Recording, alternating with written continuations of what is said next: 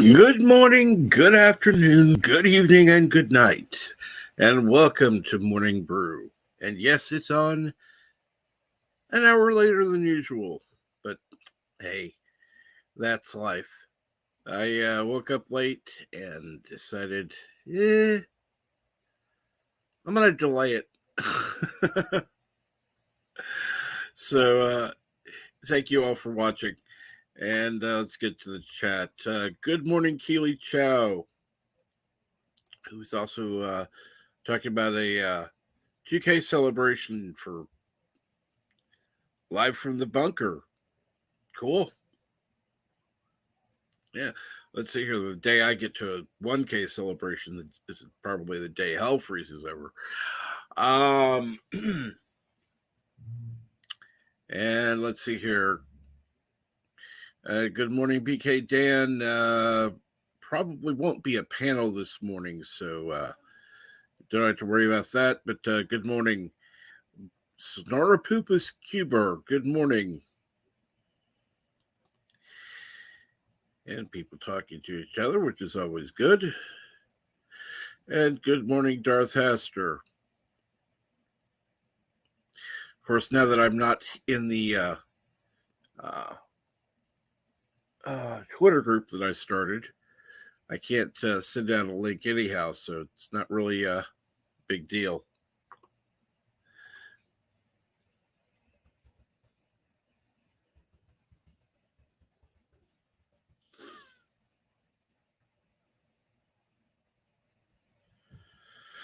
Anyhow,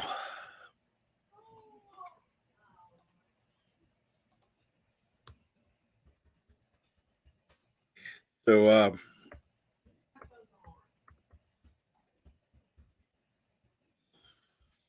what's going on this morning? And as you can tell, there's noise in the background. And good morning again, Snorapupus Cuber. Let's see here now. And BK Dan says, have you guys have seen? No, I have not seen it. Was going to watch it later. It's 4 minutes long. Okay, no big deal. That'll make it easy watch later. And Monday for you guys. It's Tuesday for me.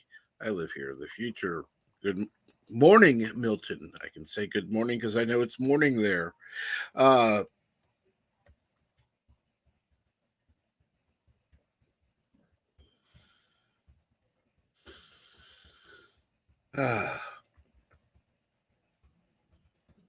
So let's see here.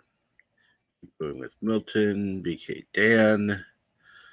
Everybody's talking to each other, which is cool.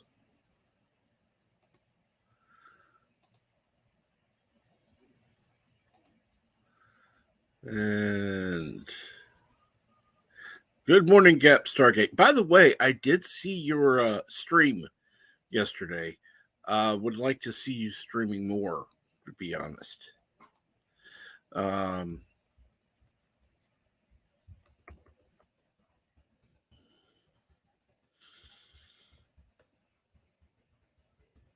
Like one time, I'd like for you to join me up here, if you don't mind. Good morning, Richie Poole. Good morning, Dave G. Sound.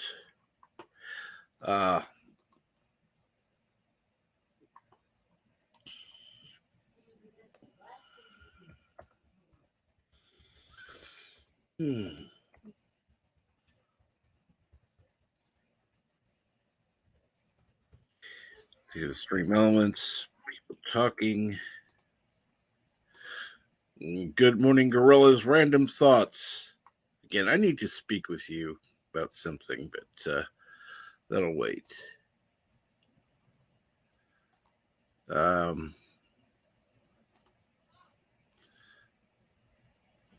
Actually, it won't wait, but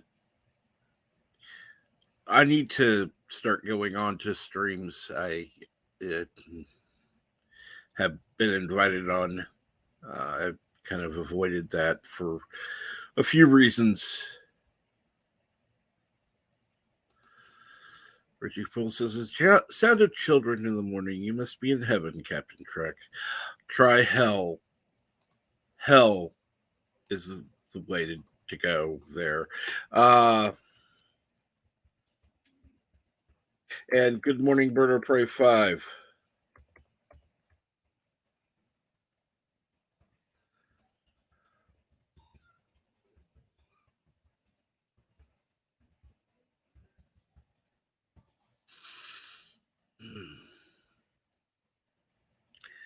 And of course, people saying hello to Bird.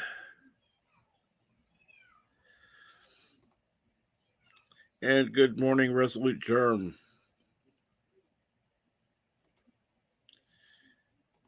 It looks like with that, I'm caught up with everything, which is kind of cool. But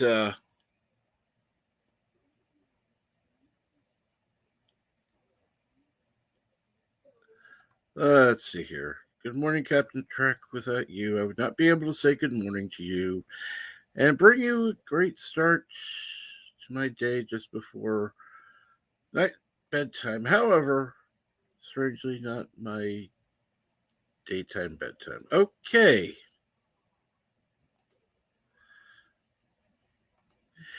It's something else, Milton. You're something else.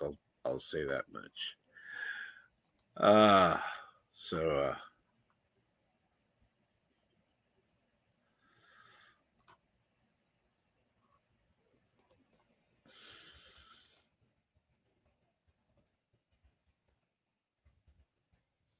actually, I've been watching several videos here recently. One series on a channel called Puppet Nerd, and I will put in the link to the channel. Let me see if they have it. There it is.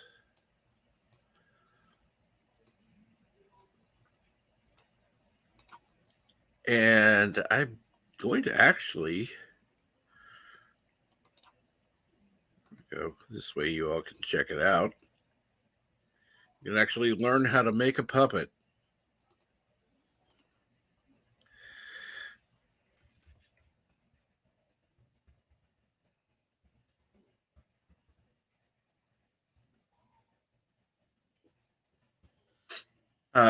He actually has different videos showing different types of puppets to make, different ways to make them. There are ways to make them on the cheap. Uh,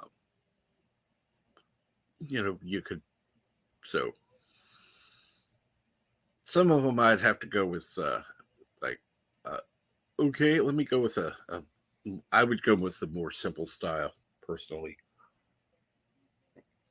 but that's just me because I don't know what the hell I'm doing.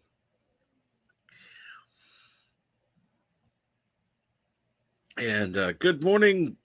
It's Courtney's Fellowship of Oddballs. How are you this morning?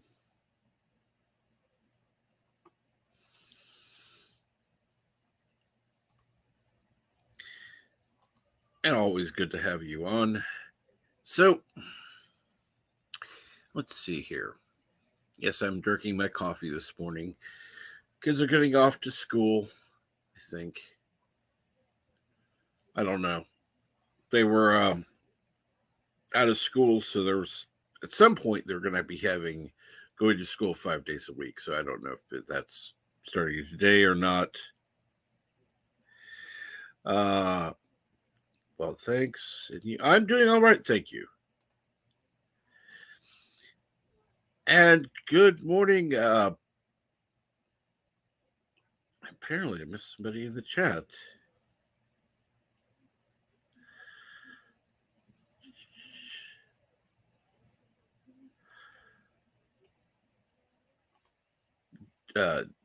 Jill's in the chat. Apparently, I missed that one.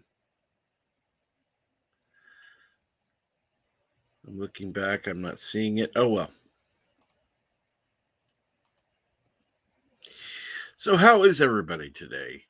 How was your weekend? And good morning, Eric Sonder. How are you today? Like pretending to be. Would you quit using the bad words?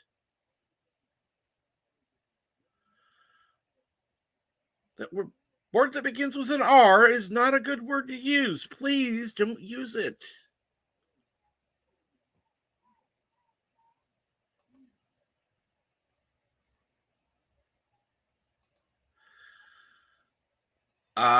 Is this thing good or bad? Yes, but it's not bad.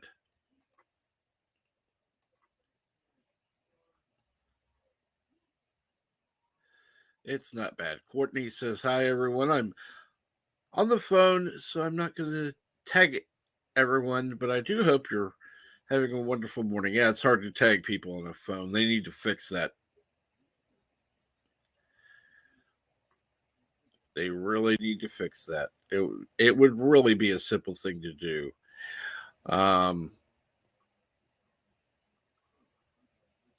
And good morning, Carol. Hello. How are you today? Fantastic. And good morning, Cardinal Sin. Keith Chelsea, I'm doing all right. My weekend is good. How about you? My weekend was okay.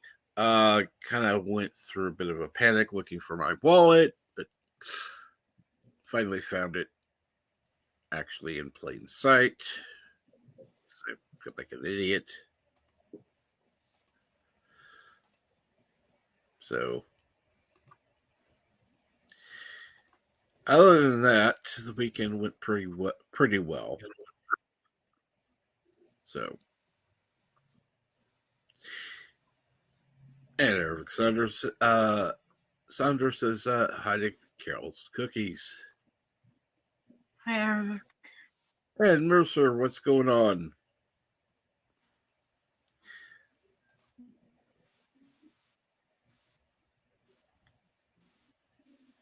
I know it was in reference to the puppets. I understand, but YouTube filters are kind of. They don't like the word being used. I don't understand. It's also a musical term. You can't use it even talking about music.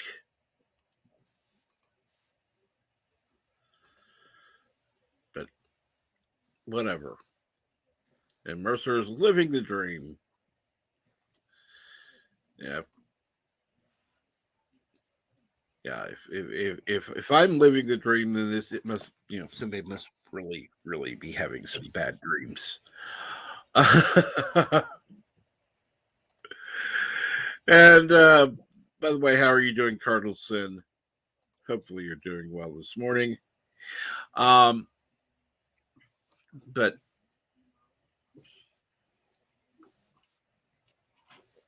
no, I was watching some stuff this weekend. Kind of had some different thoughts on things. So I've been keeping more track of the truckers than I have been the situation overseas. Although I would be interested in hearing, I don't want to hear constantly about anything. Let's get back to the chat.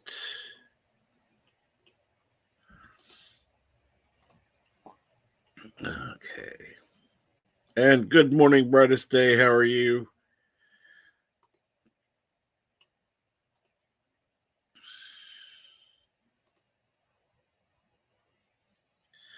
Tune is a musical word.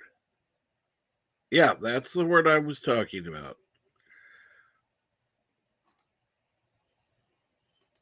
Or not. See, when you slow the music down, that R word thing that you do. You can't say that because even though it's a musical term, it's a bad word, according to YouTube. And I know Cardinal Sin knows about that musical term that I'm talking about. But yeah, we can't talk about that term because, yeah, bad.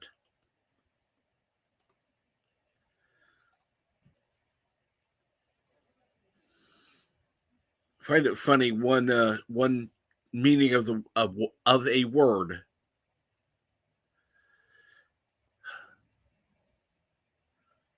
Mama Susan gets triggered by words very easily.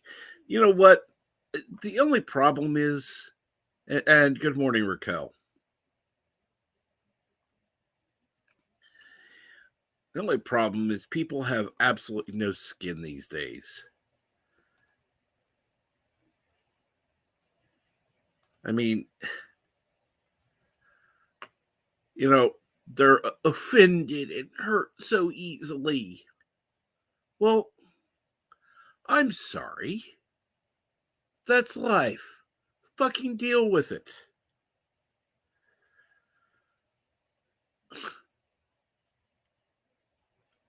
Life isn't perfect. Yeah, join the real world. Welcome to the real world where life is not perfect, where you don't get everything you want, where people don't always love you, and you gotta live with it. And you know what? It's not always a bad thing.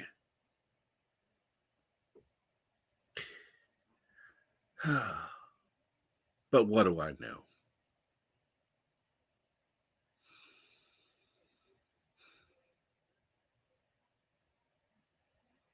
So, how was your weekend, Carol?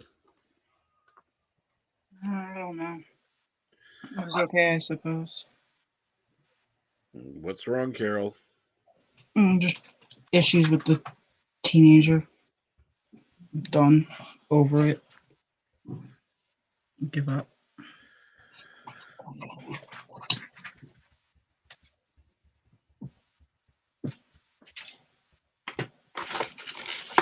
There's no winning. Well, you could always, get a shot collar or something like that. Nothing. Trust me, I'd love to.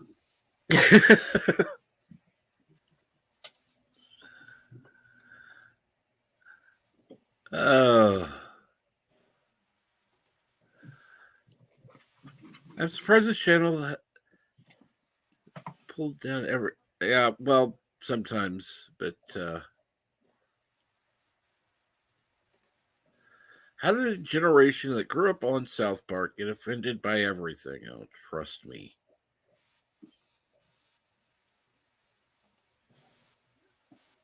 It isn't just teenagers anymore.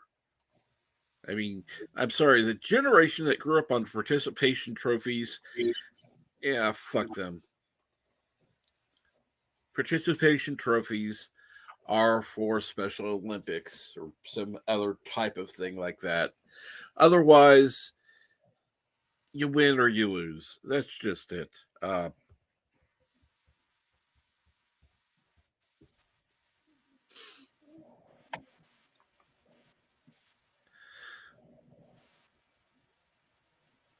Let's see here.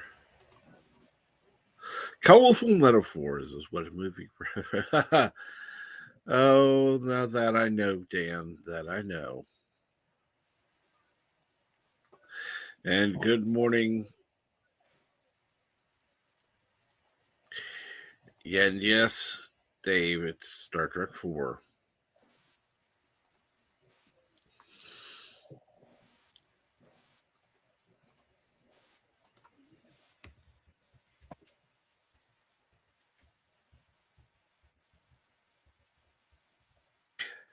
So, what kind of cookies today, Carol? I didn't make any. Wow. No, she fucking ruined my whole fucking day in 5 fucking seconds. Oh, Lord, what'd she do? I don't even know. I don't know what happened.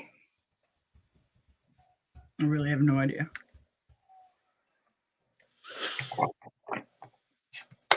I went in to make sure she was getting up to go to school. She chased me out like she normally does because, teenagers are cranky in the morning. And next thing I know, she's in her room crying her freaking little eyes out and won't tell me anything other than it's all my fault. So, yeah.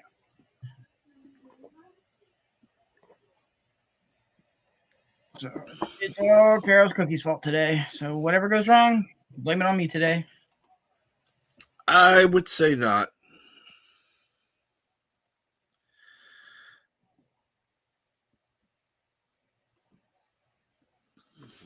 I have no idea what he's doing. And that's right, Daisy said they're not the hell your whales.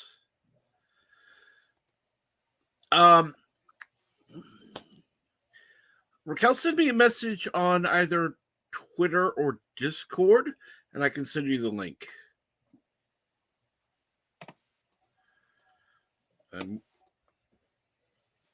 That goes for most people. I just don't want to be posting the link right now.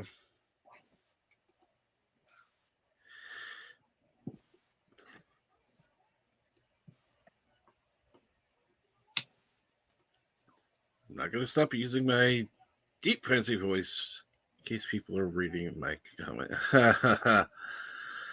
Oh, you're funny. You're funny. But so at least today is a normal day. I hope. It is Monday, February 28th, the final day of February. So, got that to take care of. And of course not. Why the hell? I should have already. Okay, let's do this. I'm going to go ahead and add her as a friend because I thought I'd already had. But knowing Discord, they kind of fuck up from time to time.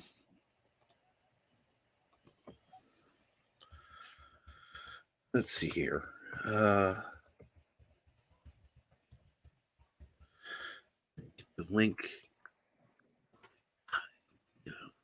I have to move my mouse and get back down to Discord and put it there and done. And good morning, Frog G. Is Michael done? That's why I didn't put the link in the chat. I wasn't sure if he'd be finished or not. I didn't want to steal any of his views. I just wanted to tell him I was leaving. I didn't want to be rude.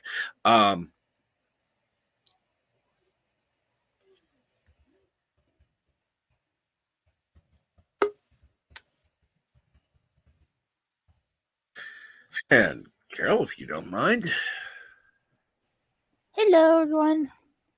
Hello. How are you this morning? Doing good. That is good to hear. Hi, Raquel. Here, Carol's Cookies. How are you doing? Fantastic. Yes, it has been a while since he's gone that long. It's actually good to see that he went that long because it was nice to actually be able to watch, even though I wasn't able to join the panel because I'm not important enough.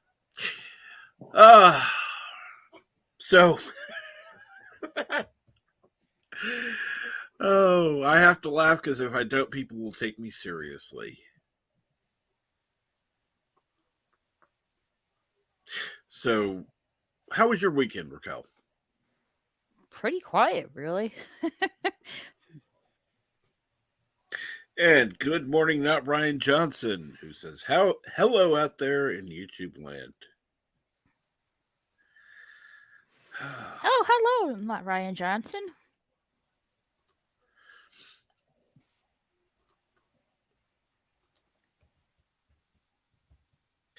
So, what are you going to be up to today on your stream, or are you going to stream today? I don't know if we're gonna stream today. I was hoping I would get my PS4 console today, so I can start playing some games on my gaming channel. But it won't come till like I think tomorrow.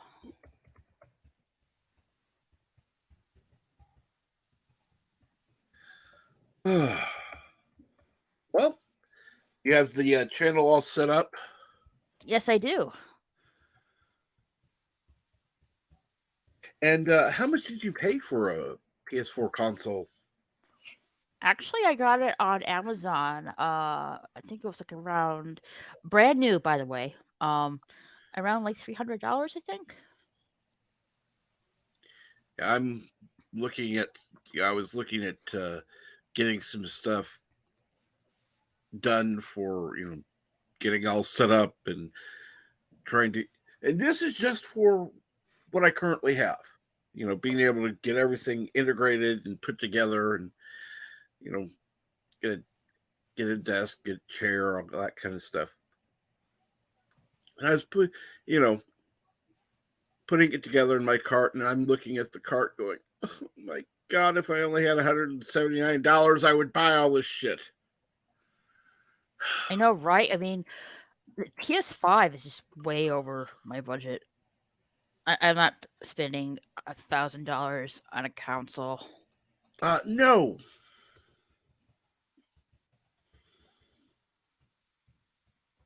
I just rather wait. Sorry. A console that costs $1,000 better come with some good shit on it. And I don't mean legal stuff. Better have some access to. Huh? They come with nothing. You're lucky you get a controller. Exactly. Well, I wish we get the when you get a console, it's like I know it comes with the controller, the HDMI cable, and whatever the other thing is. I forgot what. Comes with everything to turn it on. Yeah, if but I wish buy the they like package. it will come with the like a bundle pack, or so to speak. You get the camera, you get the wands, stuff like that, in a bundle pack. You know what I mean? Well, that's what the VR. Yeah, but even that's another $400 or $500 just for the VR. Yeah. How in the hell did you get a brand new PS4 console for $99? Oh wow, that's a steal. Did you get it on eBay? I'd be asking. Trust me, if I could get a PS4 console for that price, I would be asking people for the $99 on this stream. I swear to God. Then I would become a gaming channel. Like, one of my friends got 2 PS5s around, I think it was like around $400 to $500. Like, how did he manage to do that? He paid $500 for 2. Wow. I think each. I don't know if it was like all together or each. Yeah, it had to be each, because even the best deals you're gonna find out there with a console that new. Nah, he paid money. Yeah. I mean, if he paid $500 for both, he must be, must know some good people or bad people. No, I know somebody who has gotten early access to games because they were a game tester. Oh, it's like those people that watch movies before they come out. Mm-hmm. And so this is back when they were doing it more regularly. They still have ones they use that it's like, okay. But it's not as common. But they'll do the testing. And it's like, oh, the one girl I know who's done it has found so many errors and things. It's like, What about this? Oh, and this one too. And I don't know if the designer is hater or lover.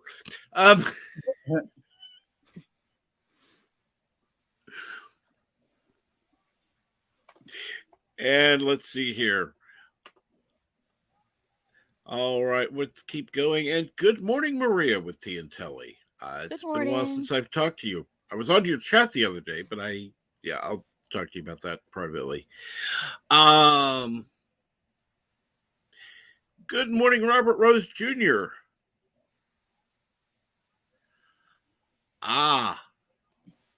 Okay. Online sale storefront was on eBay.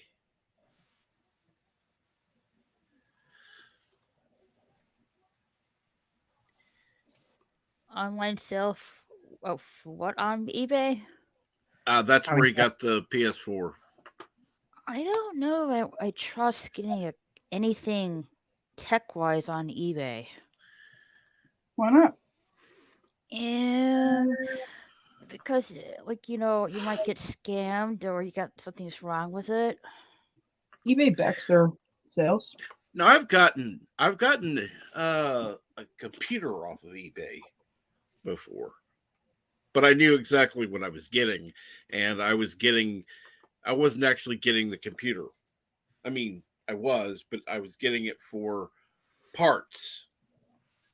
So, but I ended up using the computer. I cleaned it out. I didn't, I'm not stupid enough to do it without totally wiping it.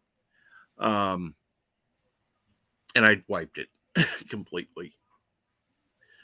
I had to install a new OS. But I need to wipe my emails off of my iCloud. I think I'm pretty much done with iCloud email because I'm just getting spam junk emails every time I use it. So I think I'm gonna shut that down and use a Yahoo email because I don't get that crap on Yahoo.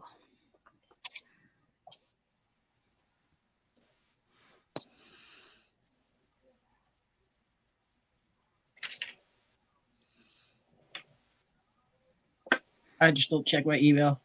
It's easy. I know, but it's iCloud, so it takes up space. I don't use the iCloud.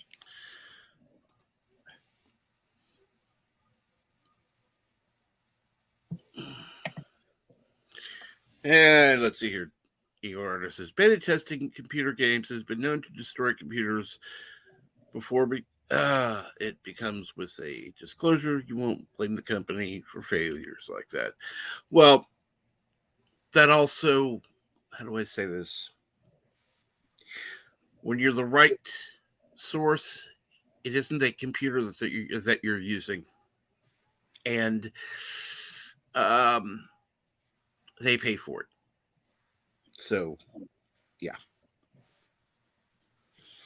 By the way, how are you loving your new computer? There are, of course, issues like with any computer. I don't like the fact it has no speakers. None. Is this a laptop or? It's a laptop. Yeah. It is, but it doesn't come with speakers. Yep. Does not come with odd. Speakers.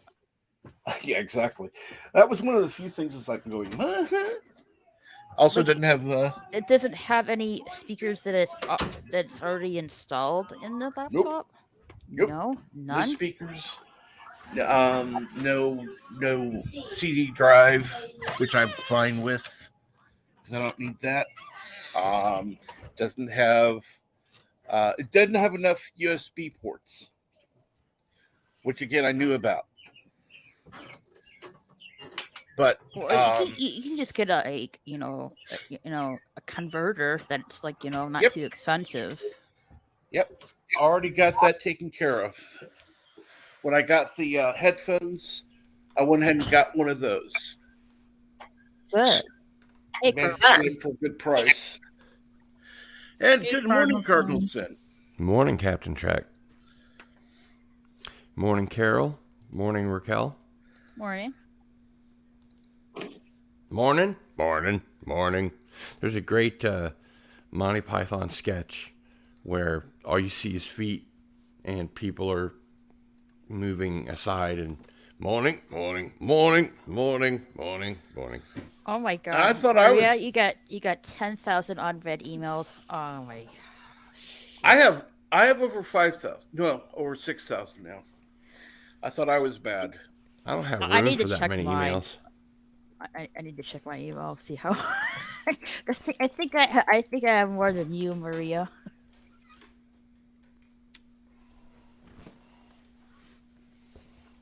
I mean, technically, I have more than that on another email address, but I don't use it anymore.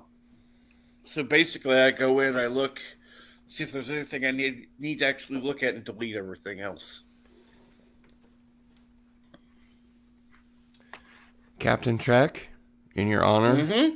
first sip of coffee of the day. Yeah,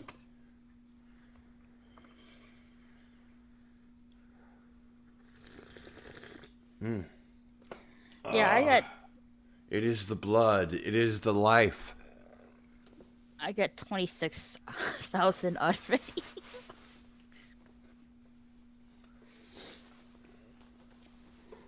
And most of them are just like junk mail. Well, that's the thing. It takes time to go through all these things. It's like, oh, jeez. And then accounts I used to have that I used to be signed up for that I'm now going, no. Some of them I can sort. Like if it's from YouTube, I can sort all the YouTube ones together. I can sort all the Twitter ones together, that kind of thing.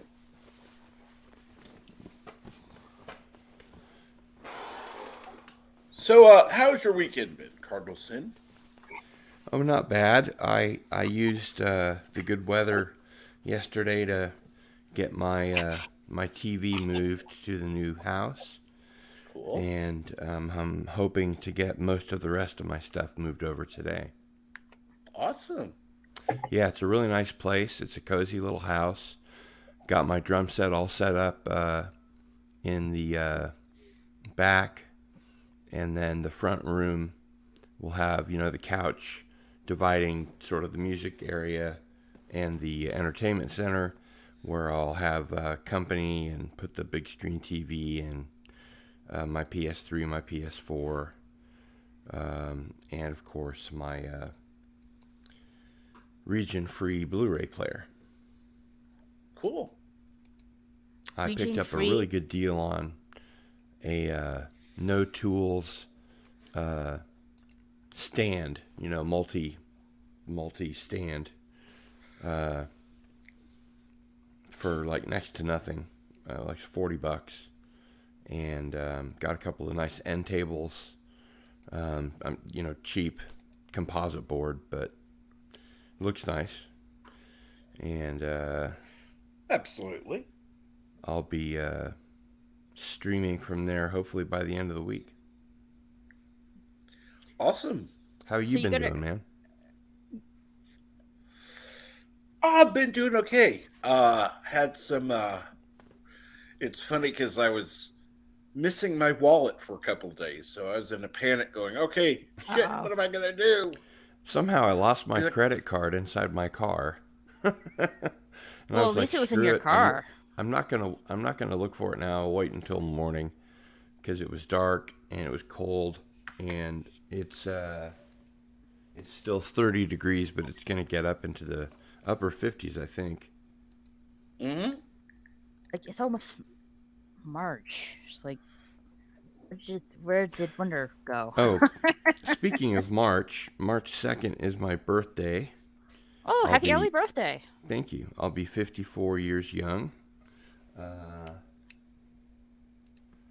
The day after tomorrow. And Mexican Iron Man and I will be doing our second annual birthday celebration because his birthday is in the same week as mine.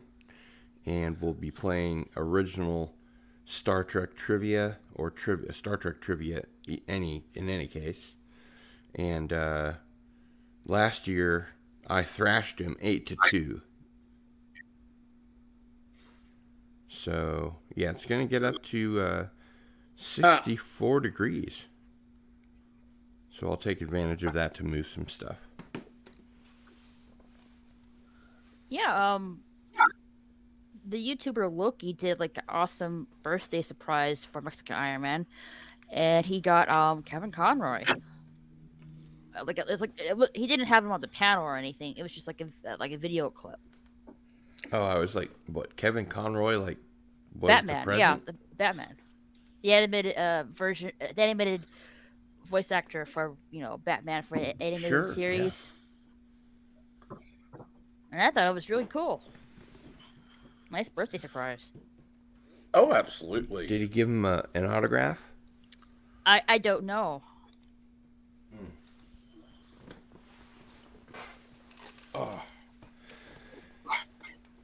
Still waiting for my pain pills to kick in. Yeah, mine finally kicked in, but Good. It's funny because there have been a couple of people. Oh, well, you're not feeling any pain. No, I am. It's just manageable. It's just I'm not screaming anymore. Exactly. Cardinal Sen, you said he had like an all-region Blu-ray player. So, for example, if you get like a Region 3 DVD, you can play it on that? Mm-hmm. Awesome. All the different kinds of DVDs will play on the player with no special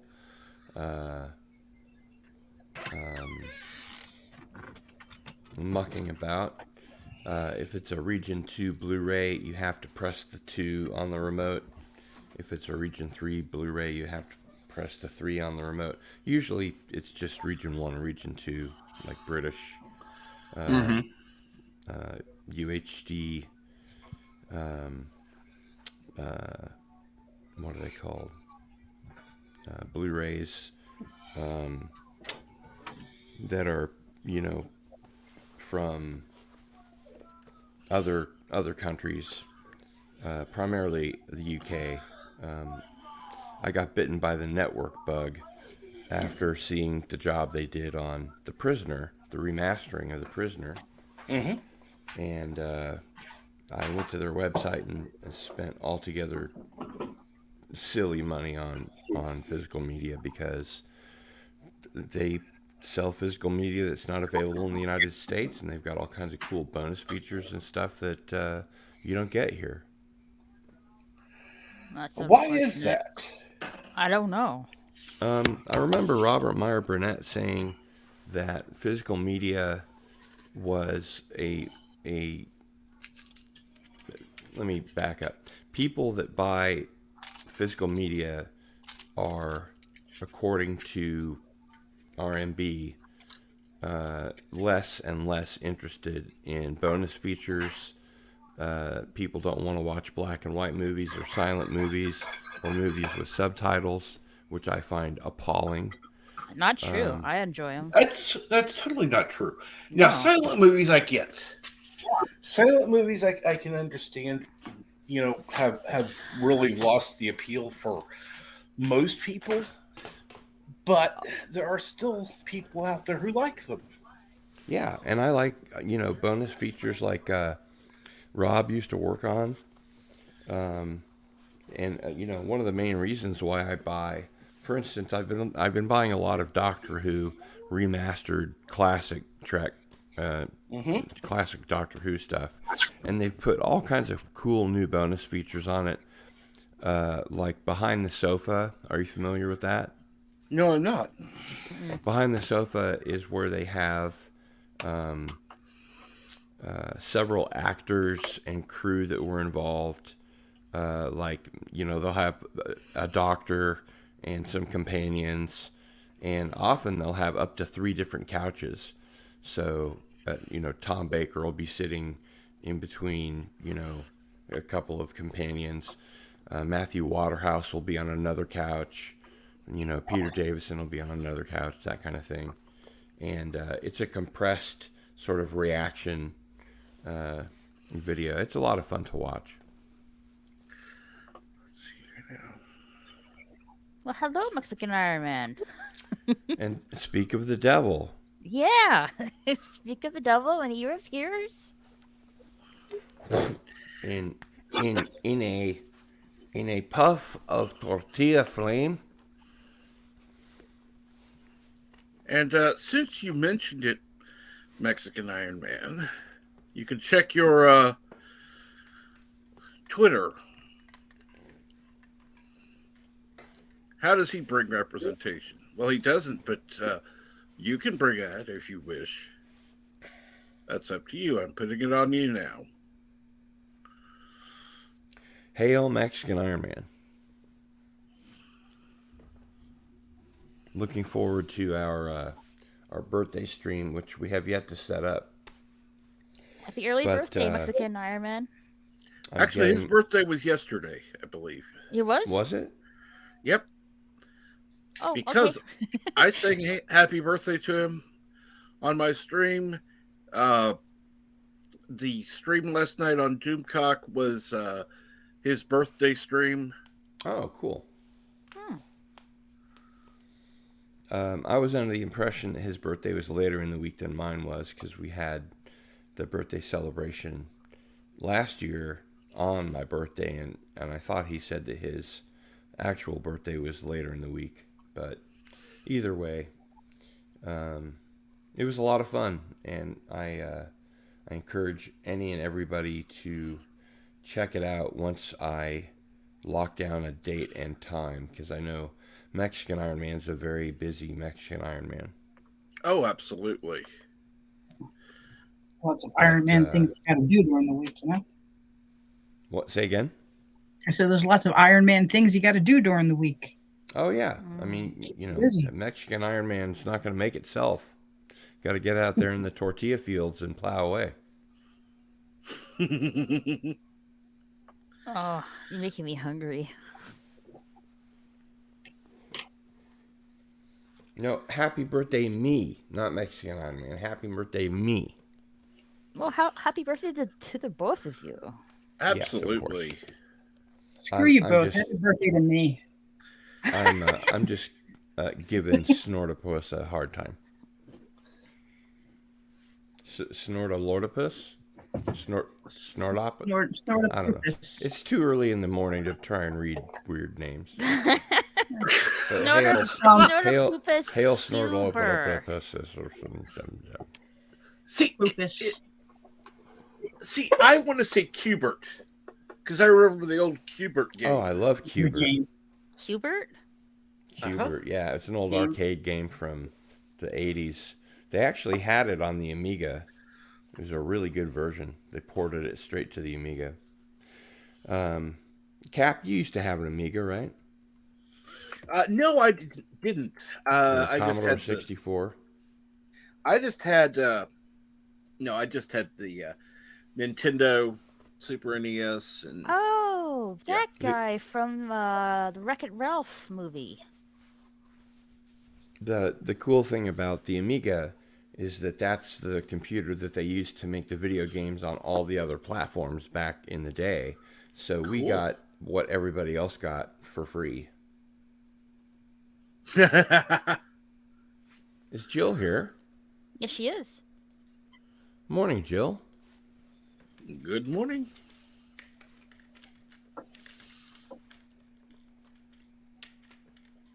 Why do I? There it is. Yep, and your Jill is here. Good morning.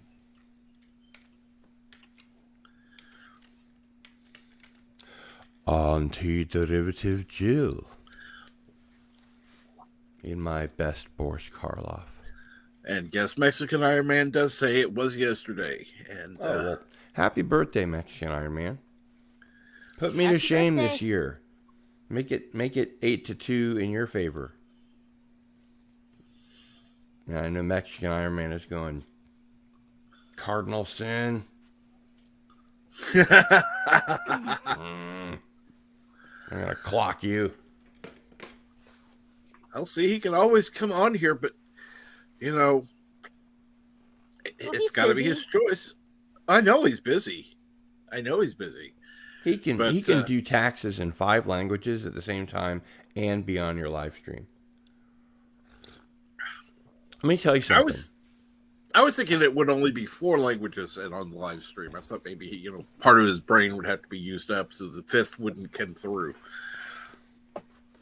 I'm a college. I graduated from the University of Kansas, the Center for the Study of Science Fiction. It's one of the only places in the world you can get a degree in science fiction. But his college record puts mine to shame. I don't know if he wants it shared, but he went to some very heavyweight schools. And he's an incredibly smart guy, a dashing, handsome guy, if I may say so myself. And has a massive collection of lightsabers that are really cool. I think he has like 20. Oh, it's funny. The first time I actually saw him on a live stream where he was showing his face. You know how you get a mental image of somebody when you hear them talk? He did not meet the image I had in my head. Yeah, I love seeing him in his helmet. With the Tony Stark helmet with the faceplate up. That's hilarious. He's one of my favorite people, and of course, he's my Uncle Mike. Mexican Iron Man is a funny delight. Yes, he has a great sense of humor. Mm-hmm. When he's in between emergencies. 26 lightsabers. That's a lot. 26, Holy yeah. Shit. Like, is that the color of the rainbow? Mexican Iron Man? Yeah, when they say taste the rainbow, they're not kidding around. No. I saw that, Keely Chow. Jump on in here with us, Mexican Iron Man. Yeah, it's the link. So if he's able to join, he can, or he will. Greetings all in the chat. All good. And you have a good day, Keely Chow. See you, Keely Chow. Peace out. Later. Of course, there are people that have actually said something. Well, why do you let him post that? It's like, because why not? Because it's a free country. Mexican Iron Man will be his way. He needs to get some coffee first. Yeah, cool. Yeah, I first thing I did when I came downstairs was make some coffee, and it's delicioso, magnifique. Speaking of countries whose names I can't pronounce, I saw that there was a ceasefire on the Belarusian border between Ukraine and Russia. I'd heard about that. I don't know any would be a details good thing. behind it. Well, At yeah. least some humanitarian aid might be able to get through, because they've been distributing water and blankets and all that kind of stuff. So somebody is distributing them. I don't know who, but I'm not really sure what's going on with that. I haven't really been staying in touch with that. I'm not a big fan of Russia invading another country, but if it's only 3 days long and everybody's fed and warm and all that, that's good. That's a good thing. Yeah. And I apologize for my background being so haphazard. I'm moving all of my stuff to the new place, like I said. So Awesome. it's not as flashy and cool as it used to be. Although I can still do this.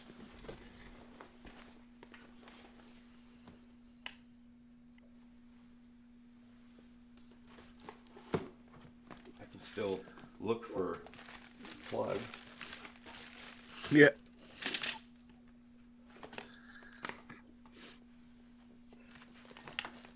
Does that mean that it's going to be more flashy and cool over at the new place since it's taking time to set up? No, actually, I'm going to I have a green screen that I have set up, and I have some lithographs that I had dry mounted that are take care, Gap Stargate. Take care, Gap. Be well. Take care. I have some lithographs that I had dry mounted, and you remember the Jenny Agutter poster that I had up here, right? Mm-hmm. She's been joined by a poster that I got, Call of Cthulhu, by the H.P. Lovecraft Historical Society, the HPLHS, and it's a really cool poster. It's a movie poster, actually, from when they made their silent movie, Call of Cthulhu, because at the time it was written, silent movies were the thing. Right. And then I think their best film, and I think maybe the best adaptation of any Lovecraft work, maybe on the bubble of best, is Whisperer in Darkness, which is a talkie. Great movie. Really fun. You know, what's sad to see is how few of the original talkies there are remaining. How do you mean? Well, a lot of them have been lost to time. Oh, yeah. Silver nitrate disintegrates. Yeah. Well, you're familiar with this, Captain, because you live in kind of the same area I do. Mm-hmm. There's old salt mines underneath Kansas City where they store hundreds and thousands of films. Oh, I've been by there several times. Yeah. Oh, you have? Yeah. Yeah. I've only heard of it. I've never been there. I'd love to go. Where is it? I mean, I've not been in there, but I've been, driven by there. I know the Army has some kind of a presence there. They store some stuff there, and what I heard was that they've stored all of the original prints of the top 100 films on the AFI list there. You may have heard differently.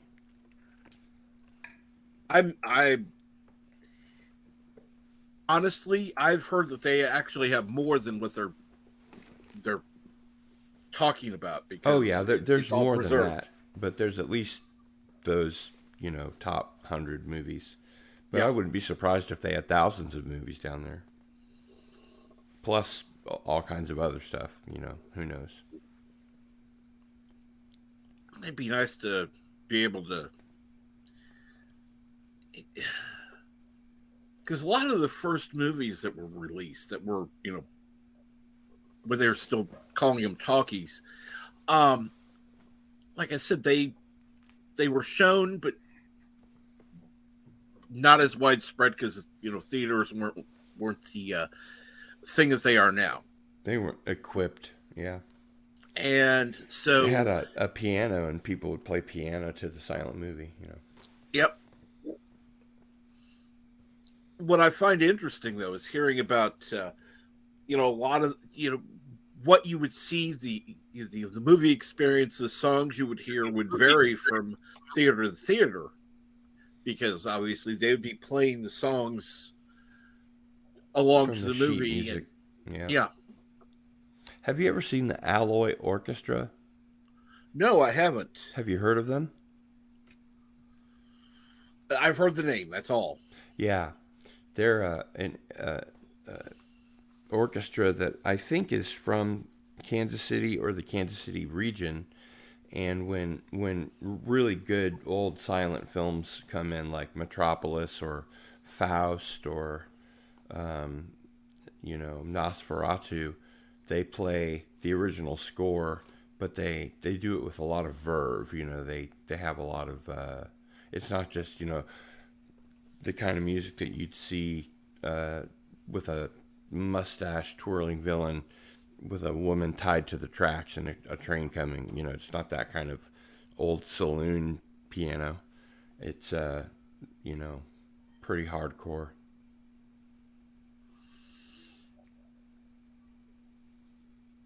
Sorry, my brain just turned off for a moment. I forgot that I was awake.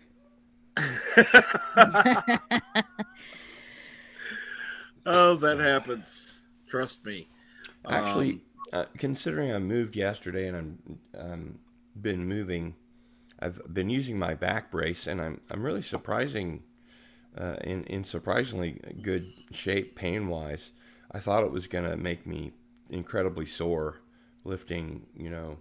I'm not supposed to lift more than 40 pounds. Just don't tell my doctor. And as long as I wore my back brace, the next day I seem to be okay. I think what I've discovered is that if I move a load every other day with my back brace, my back seems to get better and better and stronger. And I'm wondering if I should cut down on or eliminate the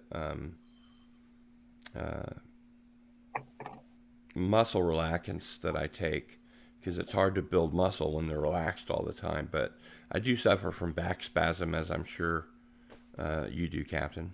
Mm-hmm.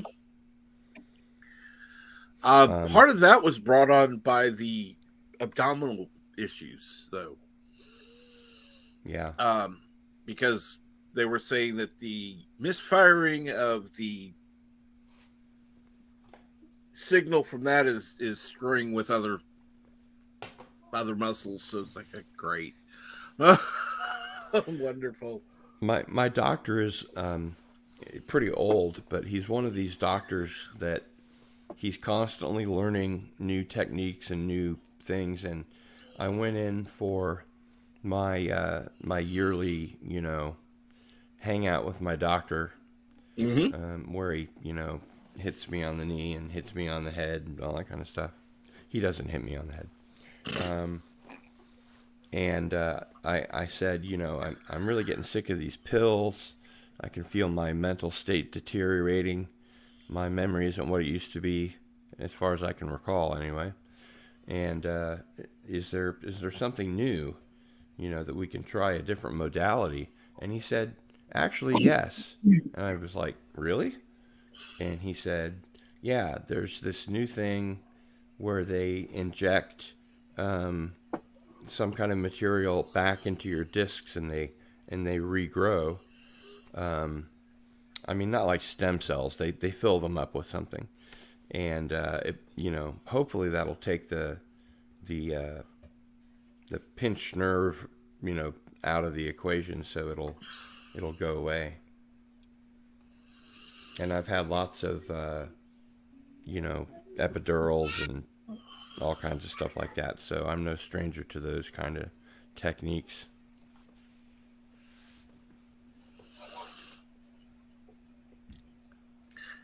I'm just looking forward to. Yeah, I'm going to have to call the surgeon again to set up a new appointment, but I'm looking forward to that being over with. Yeah. I'm looking forward to getting into the pool, doing some light swimming and walking in the water. I used to be on the swim team, and the low aerobic activity, the low impact stuff, is a good place to start. Back years and years ago, I lost a lot of weight because I was disgusted with how much I weighed, and I was already a vegan, so I only lost 20 pounds from my diet, but I went jogging every other day for 2 miles, and then on the off days I went to the gym and cross-trained and played basketball, and I shot hoops. It's different than playing basketball. And in 5 months I lost 76 pounds, 1/3 of my body weight. And if I did it then, I can do it again. I still remember a time I was going to the gym twice a day. Of course, I was doing doing things backward then, but How do you mean? yeah. I was giving myself X number, I'm not going to say, but of calories to eat prior to going to the gym, and it was like a low protein number. shake. Yeah. Yeah. And then I would work out, and however many calories I burned according to the machines is what I was allowed to eat after that. Oh, interesting strategy. So How of did course it, I how was did it always, work out? well, I lost a lot of weight. Good. But I always would go for, it's like, oh, well, I burned 300 calories. Cool. I can have something to eat. I can have an English muffin. Yeah. And I can have that with the egg. Yeah. So I would, and that's not what I would recommend anybody do. But I did it. I'm not ashamed to say it. It had some limited results, but yeah, I strongly suggest you actually follow a good workout regimen and a good nutrition routine. Not what Absolutely. I did. My wound care doctor wanted me to be drinking protein shakes or 4 of the little protein shakes for like 6 weeks. It's like, yeah, fuck that. I was drinking protein shakes, but they were, believe it or not, made from soy, and it really did the trick. It was like a chocolate flavor, and I would mix in some other stuff with it, and I still have the little shaker, and actually I still have the plant-based protein shake, so maybe I'll reincorporate that into my diet once it warms up a bit. And actually, there was a question I had for you, Cap. Mm-hmm. I'm going to have a housewarming party. It's going to be a housewarming / birthday party, and I was interested if you'd be interested in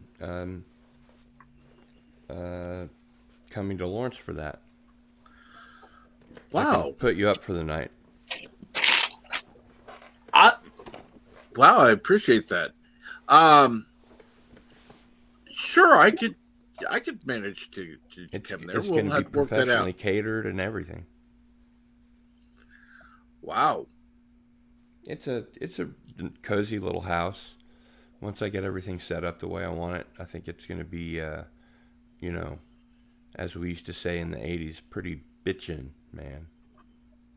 Oh, I'm sure. Pretty. And hey, low spec Linux laptop, how are you today?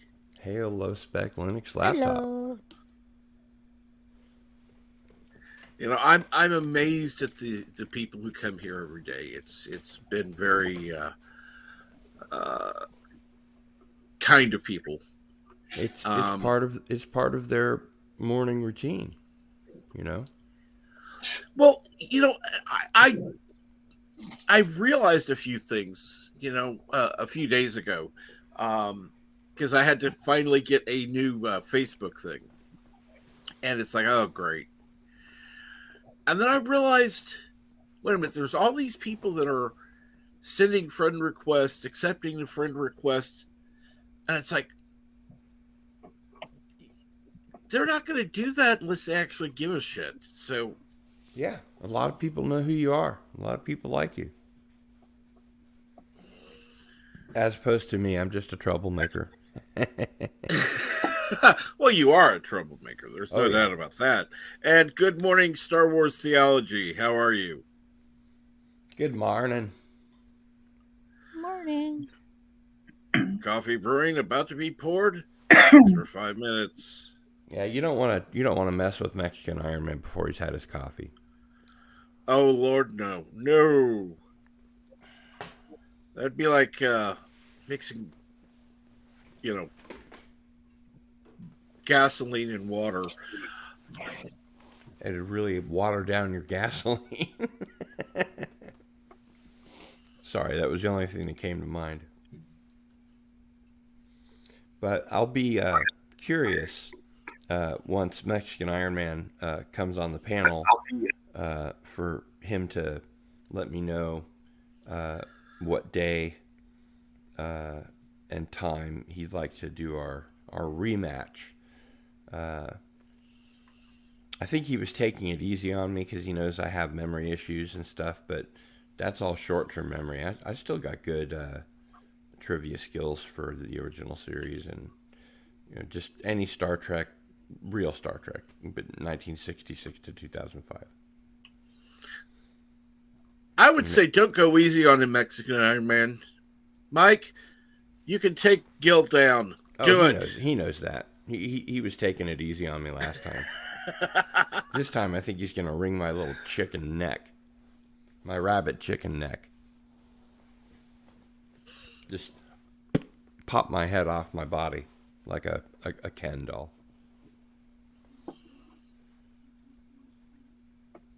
And good morning, the lovely Sherry. How are you this morning? Hey, Sherry. Hello, Sherry. It's always good to see you in chat. How are you this morning?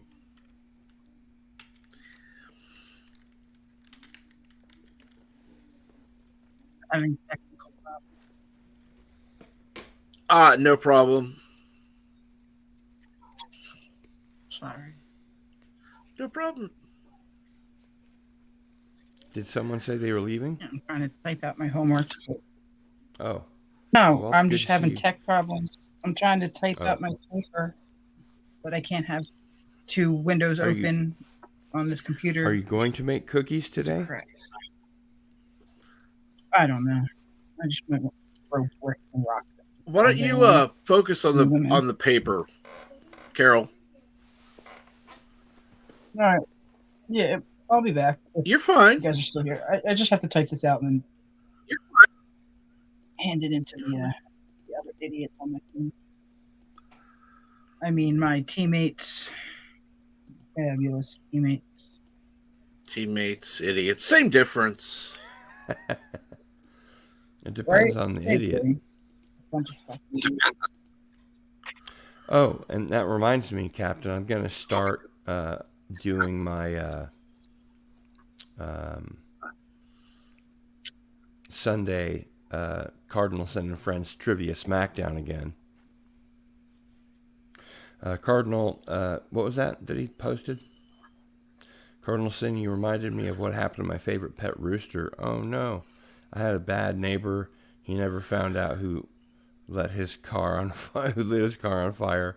I bet you they were too young to prosecute at 14. Yeah, that would have been expunged from your cock-a-doodle-doo roster there. Cock-a-doodle-doom.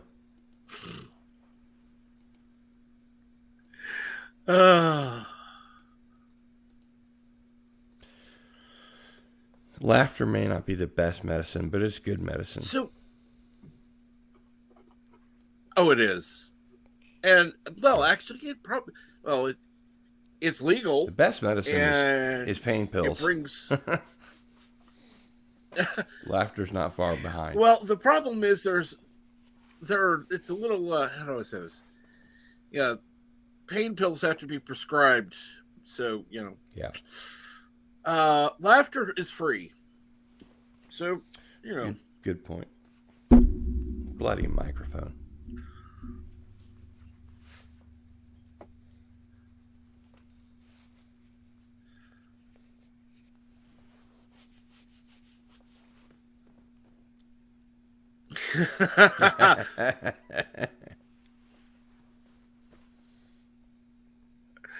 And yes, she sees you snort. Lurker.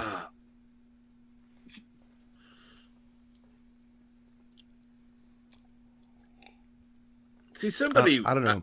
I don't know Go why ahead. I have H.P. Lovecraft on my brain, but it reminded me of. I think it's called the Lurker in the Darkness. Yeah. You see, all my long-term memory is okay. It's the short-term memory that is a problem. I mean, I wake up and I remember my own name and everything, but once I got off these pills, according to all the doctors and nurses that I've seen, my intelligence and my memory will return, which will be great. I've really been missing those things. There he is, the man himself. I'm barely awake. Hello. Hola. At least you got coffee. I have some complaints. I'd like to file some official complaints with Captain Trek. Hi, Raquel. Hey. And yes, sir. What are those complaints? Thanks for the birthday wishes, everyone. You're most welcome. Well, complaint number one is that point of Mexican taco privilege, point of personal taco privilege. I want to clear up the rumor, some things from Cardinal Sin. First of all, last year was an absolute ass whooping. Yeah, it was. He beat me like a bad tortilla farmer at harvest time. Oh, no. I mean, it was like I brought back my little box of tortilla harvest for the day. And Cardinal Sin was like, bad taco boy. Bad taco boy. And he was like, I think I still have the recording of him beating me over the head with a tortilla harvest device. That's actual footage. Chiller, yeah. Okay, so yeah, he kicked my ass. Now, I won't say I went easy on him. I will say two things. One, I was on serious drugs last year in February when we did this. That's right. Yeah. Last time I was on Vicodin. I was on Percocet and was it Vicodin I was on or I was on oxycodone and Percocets like every 2 to 4 hours. Well, I'm on and was on morphine and Dilaudid. So. Ooh, damn! You took my tequila and raised it a tequila with a vodka shot mixer. Ooh. Yeah. All right, so we can't use that excuse. Okay, how about we use the excuse? Well, there were a couple of questions though that Clobby I felt could have gone either way. There was one in particular I remember. And Clobby, who was the referee, who by the way we should get him to be referee again. Absolutely. Because he'll call it like he sees it. Yep. Clobby was the referee, and there were a couple calls that didn't go my way. That I believe, Captain Trek, that race and Mexican taco ethnicity may have had a part. Actually, no, that's bullshit. I don't know what that's really bullshit. That's a lot of bullshit. I can't even be a Hollywood minority, Trek. Like I can't even stick with that whole excuse bullshit for 2 seconds. Like it starts to feel like I'm gross inside. I don't know. Well, part of the reason is you're no longer in California. That's true, huh? That's a very good point. Oh yeah, how's your mom doing? Mom's here.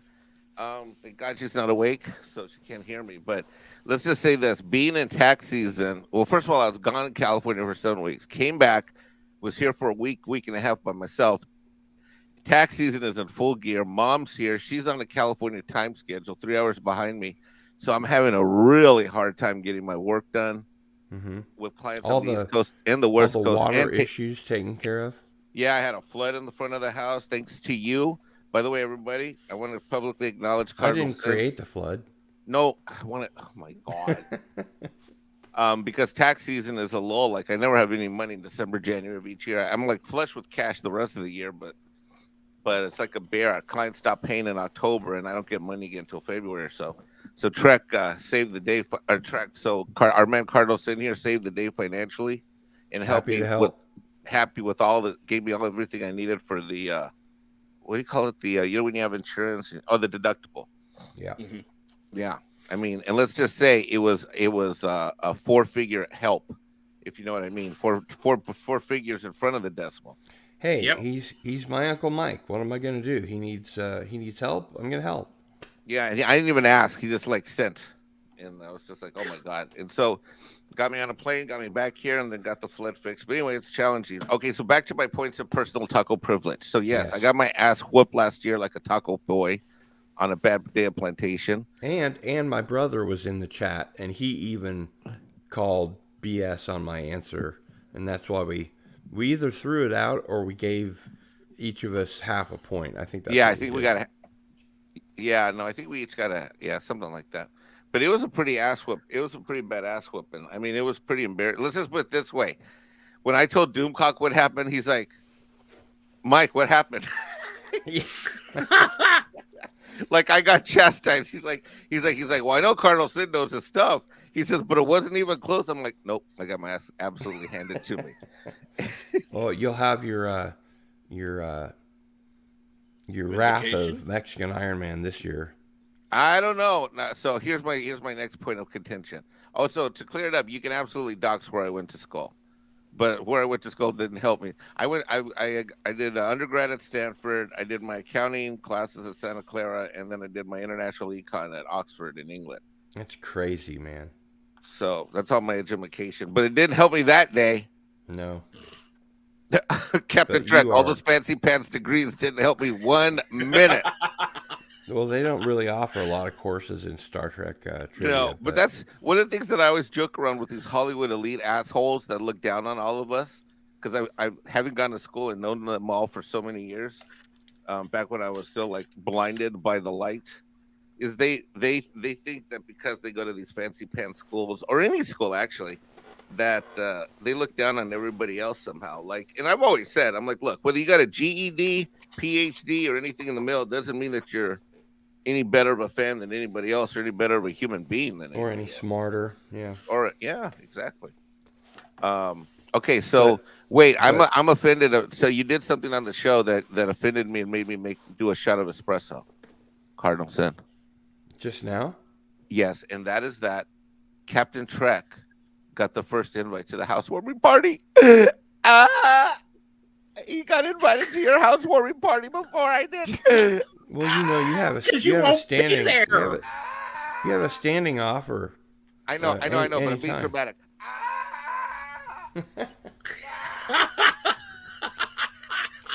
I just didn't know if you'd be willing to fly all the way to Lawrence, Kansas. Well, having to.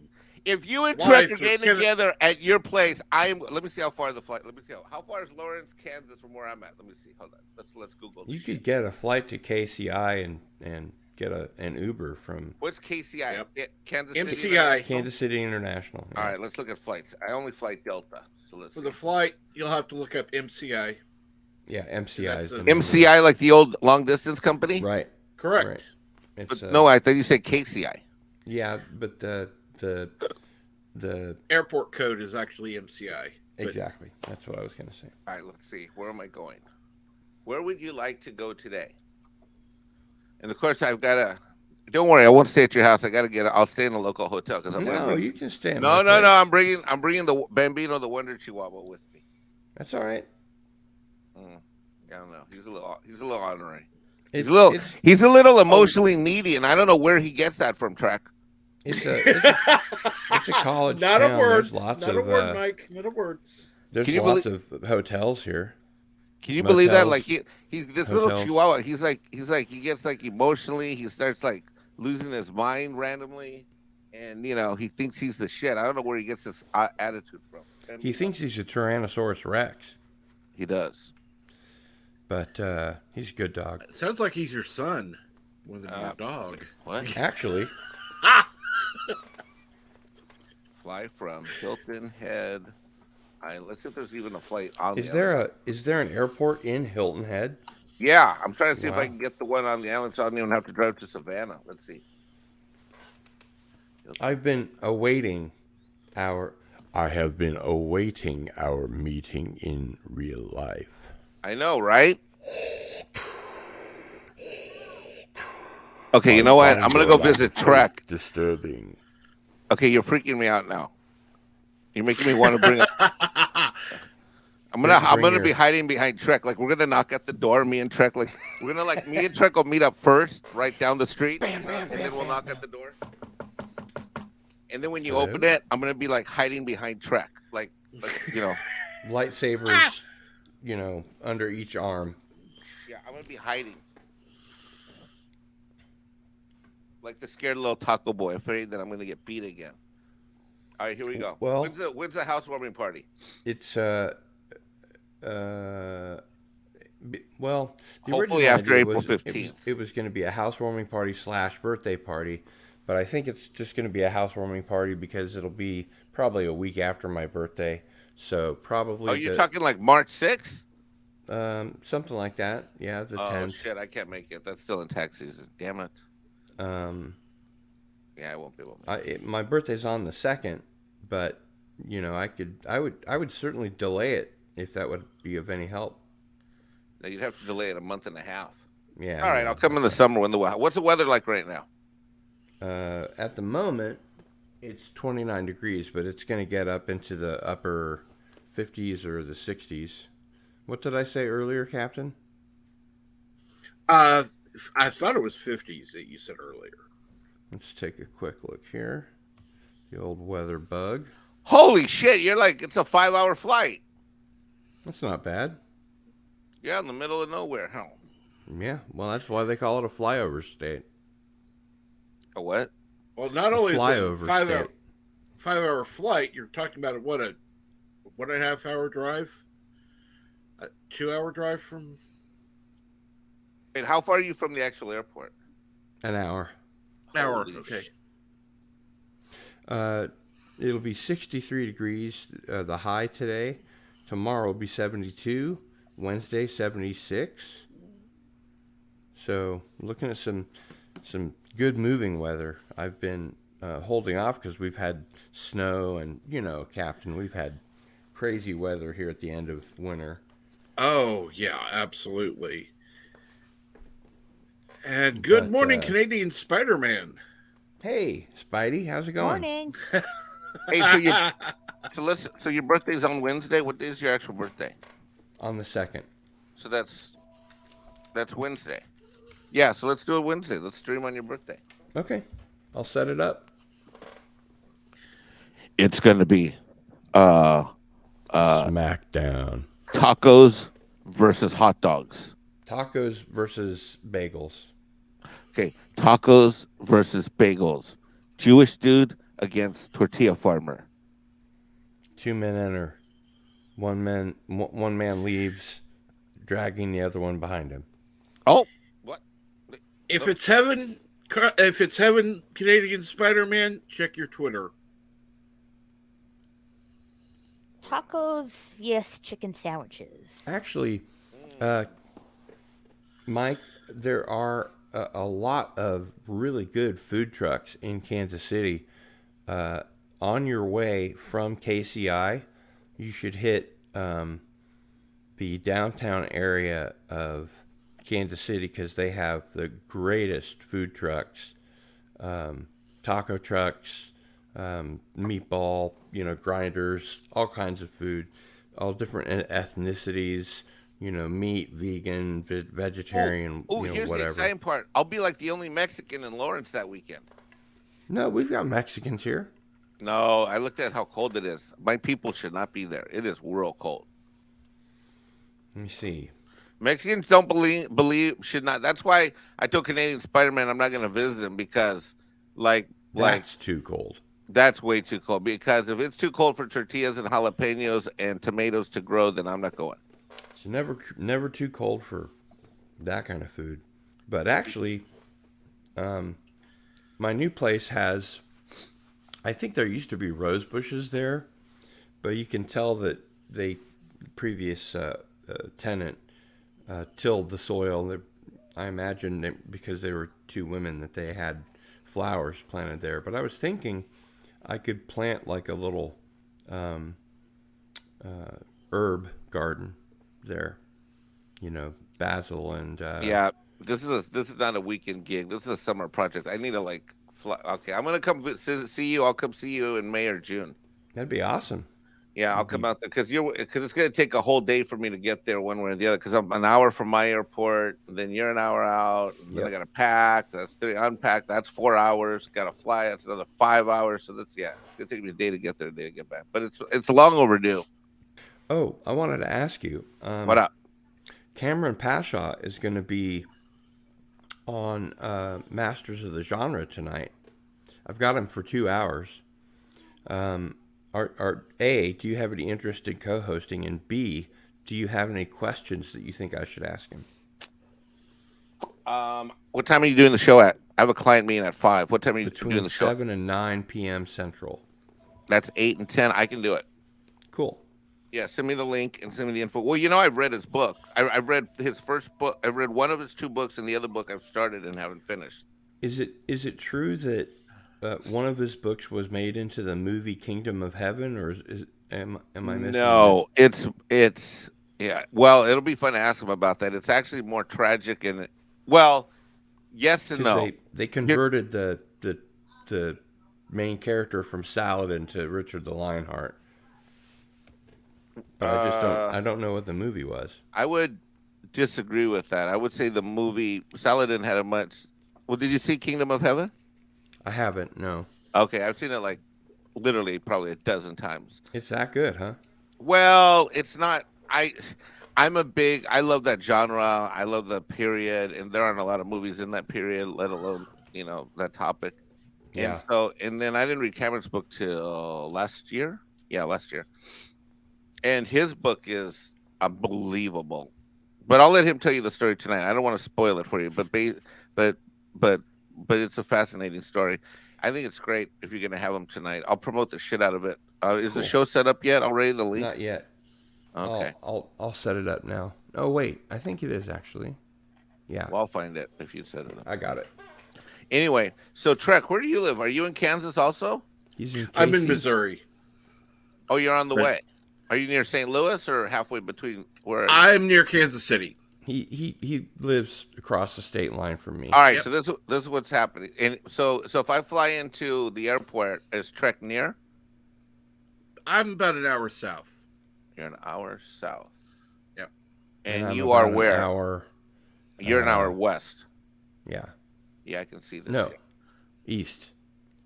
East. Are you in Missouri or in Kansas? I'm in Kansas. How fucking big is The this other thing? west. West. Sorry. Yeah, west. You're west. You can't be east. Correct. I just looked, Lawrence. East, you'd be going towards St. Louis. Yeah. Yeah, like I said, the other west. Right. So Trek is near like. Hold on. Where are you near? You're like You're down by like Richland. I'm What is that actually place near called? like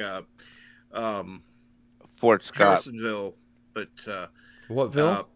Harrisonville. Oh, okay, yeah. But They used to have a I really grew up good in radio Raytown. station. Yeah, they did.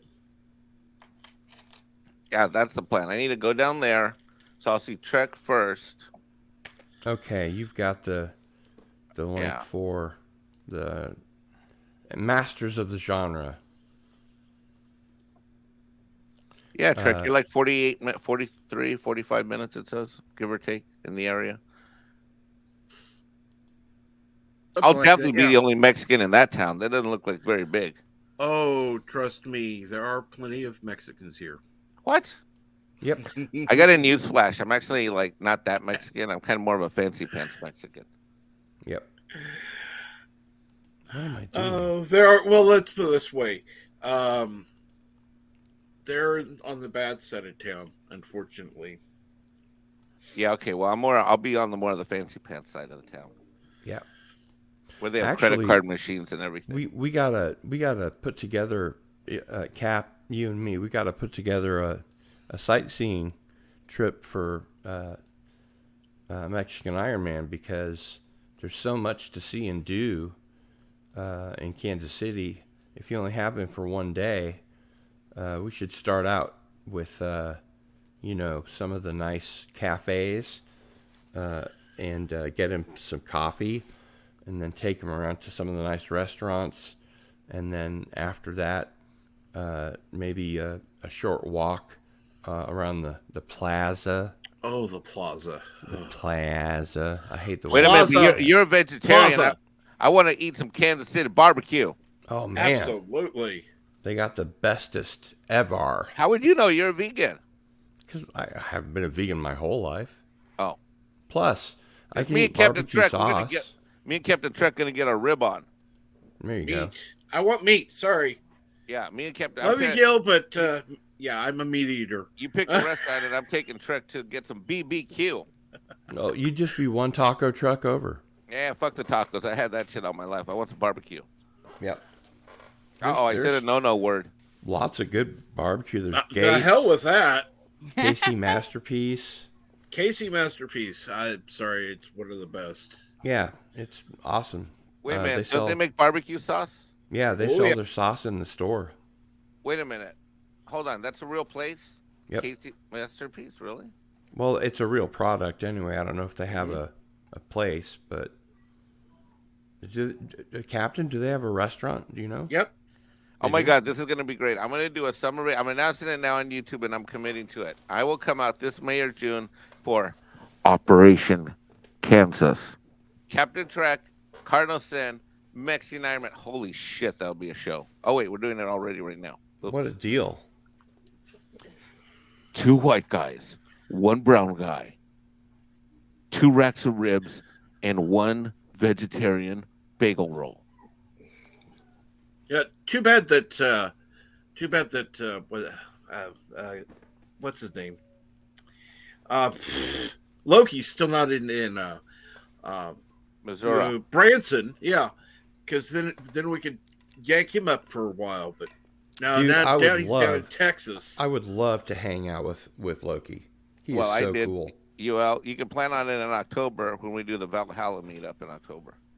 Valhalla meetup, huh? Yeah, there's going to be a Valhalla meetup. Hey, I got to get ready for work in 15 minutes. So I'm going to say bye. Thanks for hanging out. Let me hang out with you guys. I sent you the link for Cameron Pashaw tonight. All right, peace out. All right, bye, Raquel. Fireman. Love you, Trek. Love you, Cardinalson. Love you, Absolutely. Mike. Thank you, Mike. He's the bestest. He's the coolest. Mm-hmm. Absolutely.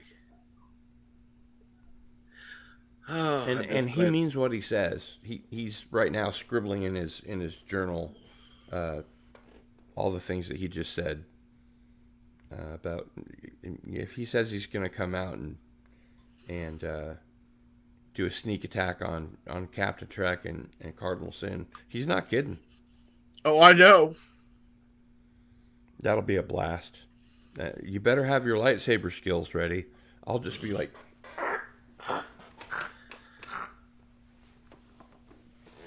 Did you see the lightsaber fight that he got in with Paulie? No, I didn't. Oh, it was so funny, man. He just beat the shit out of Paulie.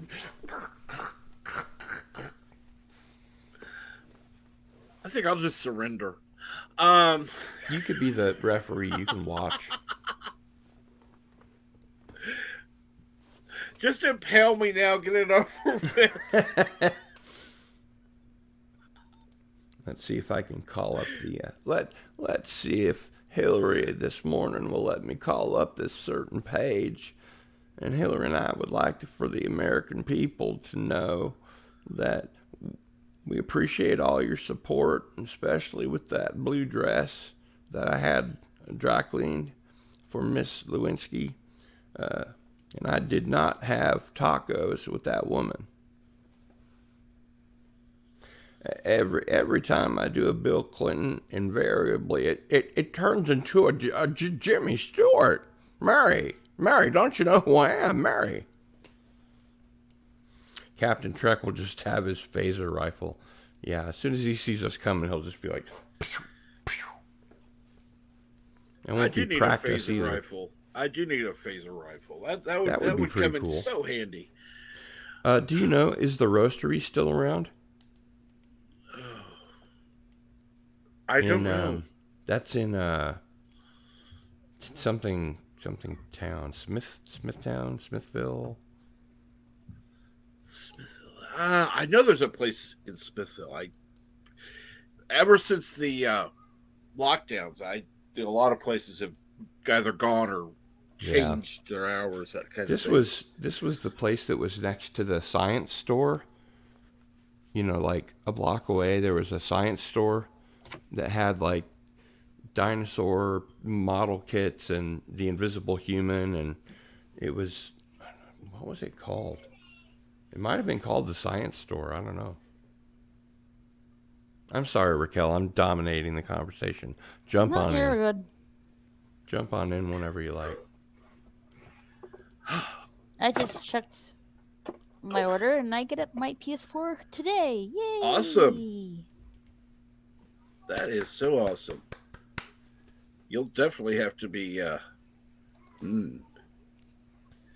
And Carol's back. Carol! Carol. I'm back for a few minutes. I need to get this homework done because I did not get it done this weekend. Uh-oh. That's my own fault. Hey, Carol, are we good for this Thursday? Possibly, yeah. If anything changes, I'll let you know. Okay. I need to make my homework and my personal life a priority. So, Yeah. Speaking of priorities, I shall return shortly. All right. I'll take over. I will yes, be the Jill, tyrant of making the it chat. clear, there's no cookies today. How about brownies? No bakery items. You want them, you go to the store, or you can make them yourself. Sorry. You know my favorite cookie is? Peanut butter with What? chocolate chip. That's good. And they make vegan versions of it, and they're really soft and delicious. And they go great with coffee. Vegan cookies. I want the real thing. Well, they're real cookies. They're still real cookies.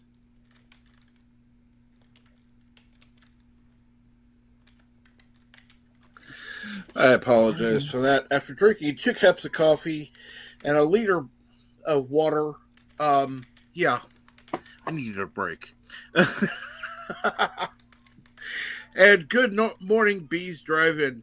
No, I'm not having an open lines today, but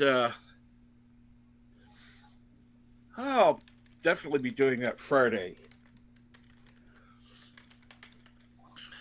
It's going to be kind of a strange situation.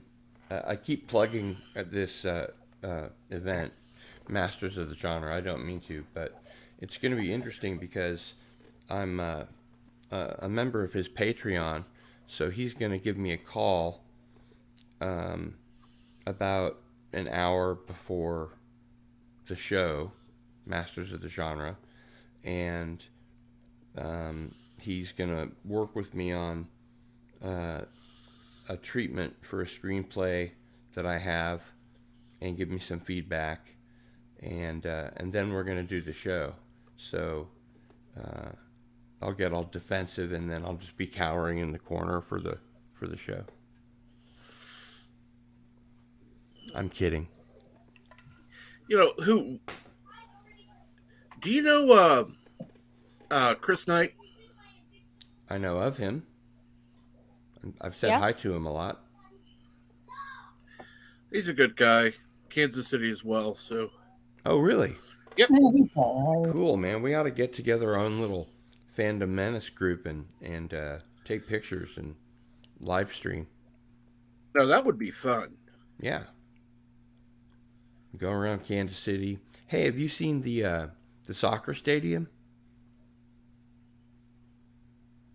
No, I haven't. It's awesome. And good morning, Six. How are you this morning? Morning, Six. Hi, Six. Especially, I'm sorry, go ahead. Especially, I don't know if you're a fan of soccer at all, but it's when it was built in 2013 or 2014, it was the most advanced soccer stadium in the world. It has special drainage. It has real grass on the pitch, and it has special drainage. So even if it's raining cats and dogs, they can keep playing, as long as there's no lightning within 10 miles. And they have like 18 or 22 Wi-Fi towers, so They ran Google Fiber all the way out there. Can you believe it? Where's this at? Wow. It's in Raytown, technically, but it's near Kansas City. It's on the Kansas side. Do you remember the old Barney Miller joke, Captain? What's the difference between Kansas City, Kansas, and Kansas City, Missouri? No, I don't remember it. Go for it. About 30 miles. Oh, yeah, that's true. Except where, Kansas City, Missouri is vastly superior, but that's just me. Yeah. Grew up in Raytown, so No, I'm you're going right. to. You're absolutely right. I would always get pissed off, like when they would do sporting events. They'd be at the Kansas City Royals. Here we are in Kansas City, Kansas. It's like, no, you're in Missouri, you idiots. Yeah. At least when they would say Independence, I would say, okay, that's forgivable. Because they're close to the border.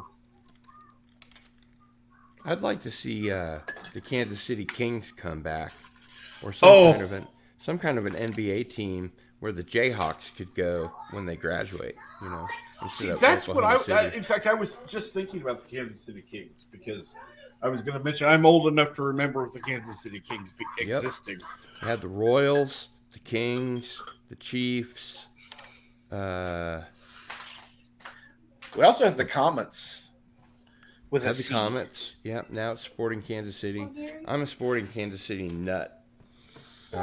You're just a nut, period. Well, I am a nut, period. That's true. But I'm a macadamia nut when it comes to Sporting Kansas City. I have seen some great soccer games in that stadium. They made it to seat, I think, 18,000 people or so, and the noise in there is just unbelievable. It's second only to Allen Fieldhouse. Have you ever seen a basketball game in Allen Fieldhouse in Lawrence? No. Oh, yes, I have. Yes, I have once. The energy in there is just crazy, right? Let's put it this way. I felt like I'd been to a concert. Yeah. My ears were just so ringing by the time I left. It was fun, but like a concert. But oh my God, I had to recover from that experience. The thing I think is the funniest is, when you're at the game, they announce the other team, and there's lots of boos. I mean, not like booze. You know what I'm talking about. And yes, back when they published, there are two different Kansas Cities, Canadian Spider-Man, one on the Kansas side and one on the Missouri side. So there's the real Kansas City, and then there's the Kansas City, Kansas. Yeah, and Kansas City being on sort of the state line, it's kind of interesting because Kansas was the headquarters of the Free States during the Civil War, and Missouri was the headquarters for the slave states in the Civil War. It's kind of funny how, Captain, you know all about the history of Quantrill's Raiders and all that, right? Oh, yeah. Yeah. Living the dream here. But, the energy there is just crazy, and even more so in that stadium. They have, a rain cover. It's open to the sky, but they have like a overhang so that you can stay out of the water while the players get wet. And it's just a lot of fun. I'll have to take you out to a game there pretty soon. They're just starting. Sort of as the KU basketball season ends, the Sporting Kansas City season begins. Cool. Yeah. So Speaking let of me which, know baseball should be when you're starting free, and I'll pretty take you out to a soon. game. I don't even know if you like soccer, but that's not really the point. Getting out, meeting people, I can introduce you to all the people that I know. Everybody's super friendly. It's really nice. Well, that's the thing. I do like soccer. Don't get me wrong. It wouldn't be the first sport I'd pick to watch, but yeah, it's fun, and it is more about uh, the the people around than the actual event. Absolutely. And the really fun thing is they get into the tailgate. I'm a member of the Kansas City Cauldron, which is the unofficial fan club. Mm-hmm. And they make scarves and T-shirts, which are at my new place where I show you, and all kinds of they've got one shirt. It's a long sleeve shirt, and it has like the goal in the background, and it says on the sleeve, "And we'll go fucking mental." It's really funny. They do a lot of fun stuff. They also organize a lot of road trips, away games. They do charity work with the players for the hospital, Children's Mercy Hospital, of course, which is the name of the stadium. They do the reverse of what you would expect. Like at the Staples Center, they get the money from the games. They get some of the money anyway. Right. And in the case of the Sporting Kansas City Stadium, initially it was the Livestrong Stadium, the Lance Armstrong Stadium. Right. And after he was found out, they changed the name to Children's Mercy Hospital. But in both cases, they gave the charity money to use their name instead of a company charging them to use their name. Yeah. So, although the kit sponsor has been Ivy Funds for as long as I can remember. The jersey sponsor. Yeah. I've got a, or I used to have a jersey I bought on eBay from Chelsea back when Commodore was their jersey sponsor. So I had a Commodore 64 soccer jersey, and it was pretty cool. Wow. Oh, I buried the lead. I saw the women's national team there, and it was a friendly. It wasn't like a World Cup qualifying match or anything, but they just are amazing to watch. They're much better than the men's national team by orders of magnitude. I remember going to Chicago once with my brother, and we watched them play the Nigerian women's national team, and the referee was calling offsides the wrong direction, and we still beat them 9-0.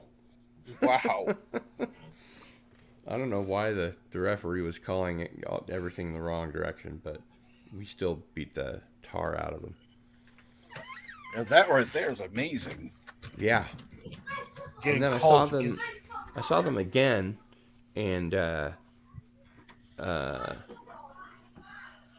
in Kansas City they did a World Cup qualifier, so it was the women's national team against some other country. I don't remember who it was, but it wasn't the Mia Hamm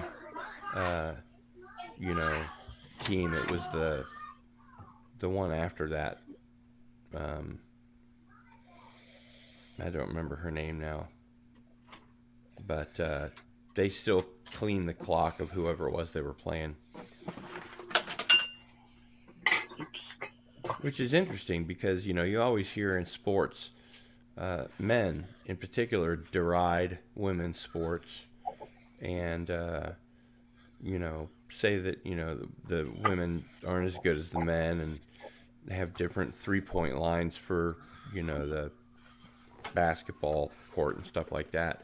And I would put the women's national team up against any men's team, and at least in the United States. I don't know about Serie A or Bundesliga or anything like that, but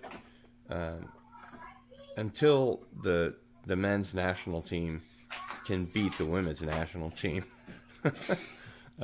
We don't have any business being in the World Cup, which is usually why we get eliminated in the first round. Well, maybe the women's team could teach them a few things. Oh, they could. The thing is, they'll never do it. They'll never, ever do it. Good night, Milton. Good night, Milton. Good night, Milton. Take care. Yeah, I had an experience the other day when I was trying to stay up so I could get my schedule back on, like what normal people would call, morning. And I just couldn't keep my eyelids open anymore. I was watching the 75th anniversary edition of Jamaica Inn, which was an old Alfred Hitchcock movie. And I just couldn't finish it. I was just like, you know what? I gotta go to sleep. Coffee only lasts so long, right? Yeah, I like to drink some orange juice in the morning. Refreshing. Yeah, that's. I like my orange juice for brunch. Samosas, very tasty.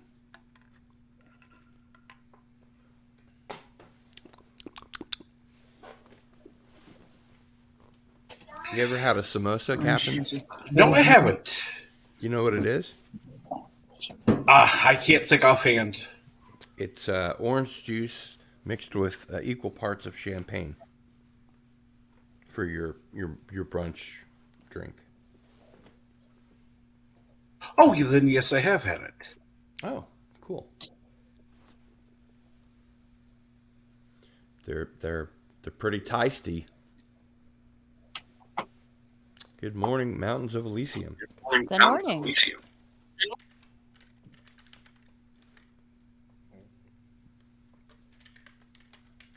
And yes, good afternoon, Mountains of Elysium. How are you? Dealing with a project here. Yeah, you're always dealing with a project at work. That sucks. I wish there was some time you could come on. Sounds like we're putting together a central fandom menace, as it were, for the summer. So we got to get the word out and get as many people. The thing I like about living in the Midwest is you can get people from both coasts to come visit you, people from Chicago, Florida, all that kind of thing.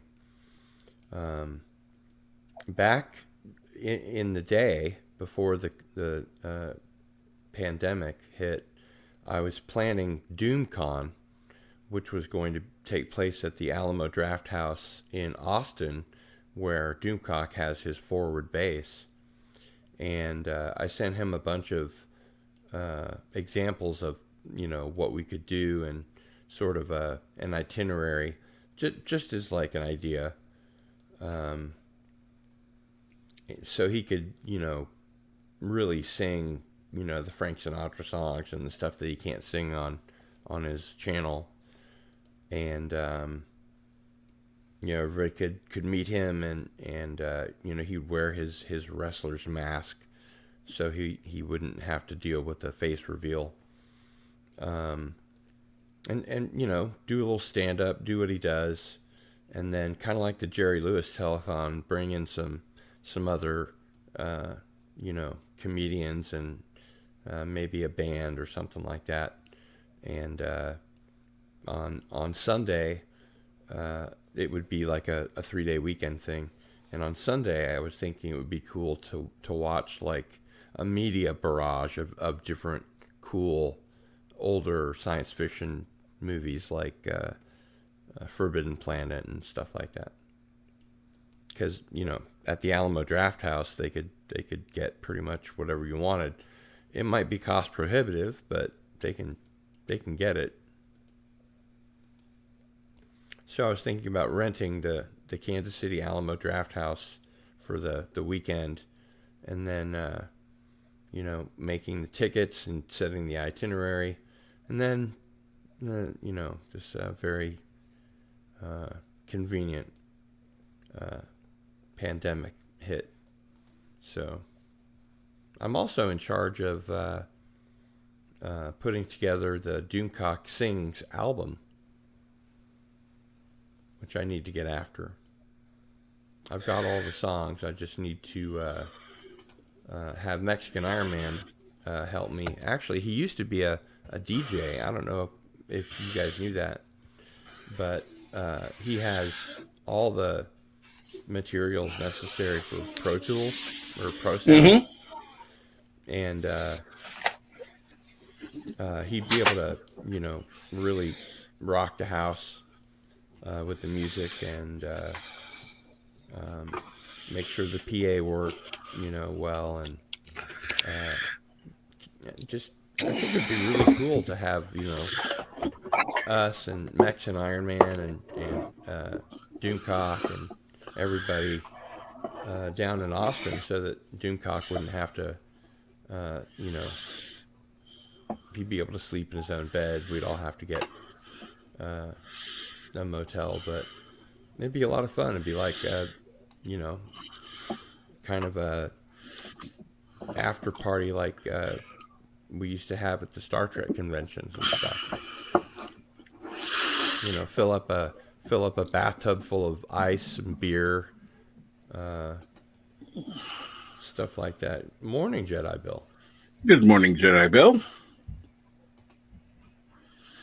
Yeah, that does sound awesome.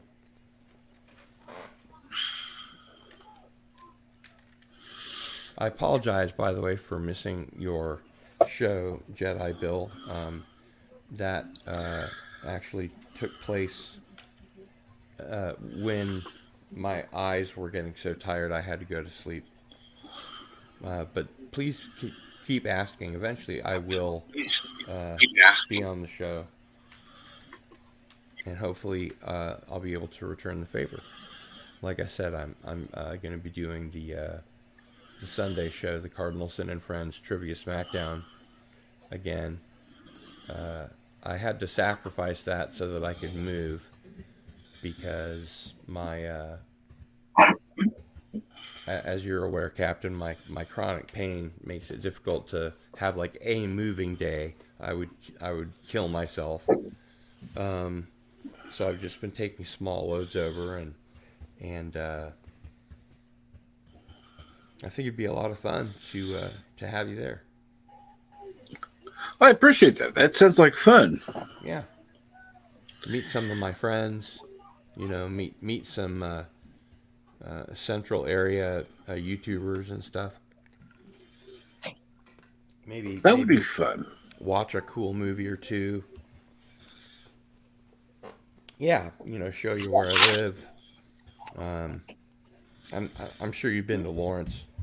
Well, you said you'd been to the basketball game, so I know you've been. Yeah.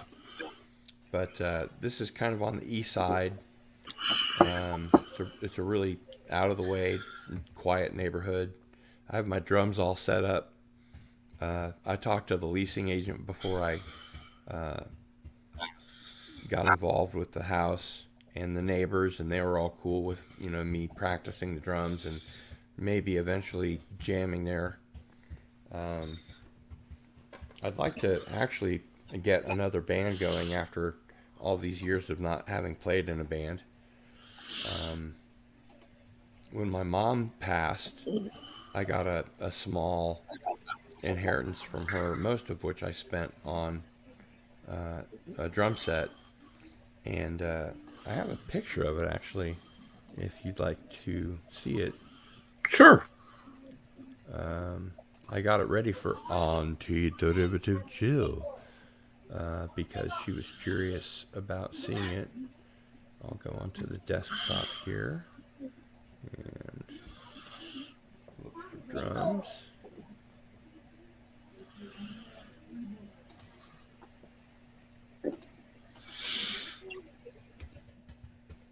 And you guys can vamp for me while I'm doing that. Oh, no, I'm looking forward to seeing this. This is something that I've been curious about myself. Because I took photos. I can show you some photos. It's a really nice little out of out of the way place. It's close to supermarkets and stuff like that, coffee shops downtown, but not so close that I'd have to deal with crazy freaking students. Man, I'll tell you one thing in this living in this town, I just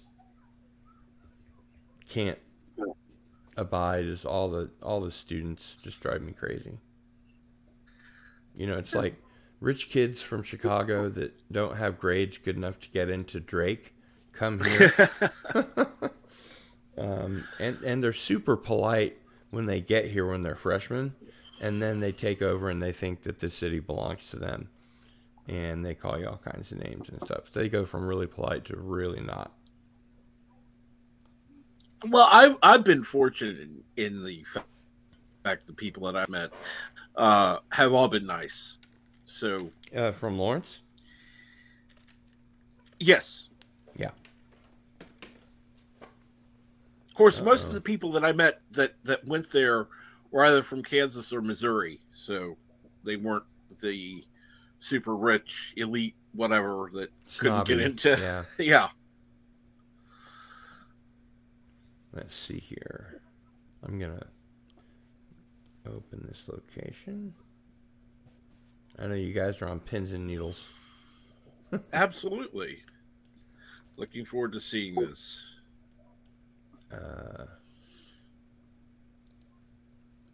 see if I can. There we go. Another one.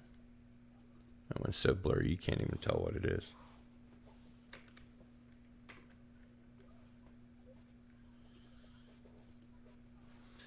And Damn it, Tom. So I'll share my screen, although this wasn't what I was expecting to share. And this is back in the day when I could pull off taking my shirt off. As a matter of fact, because I played hardcore punk rock drums, I usually took my shirt off like after the second song. It was just drenched in sweat. Oh, right. I was going to share my screen. Hello, Jedi Bill. Good morning, Jedi Bill. What's going on? There you go. And here we go. So there's a young, handsome Cardinal Sin with orbs all around. And then, let's see. We have Little Gil. Aww.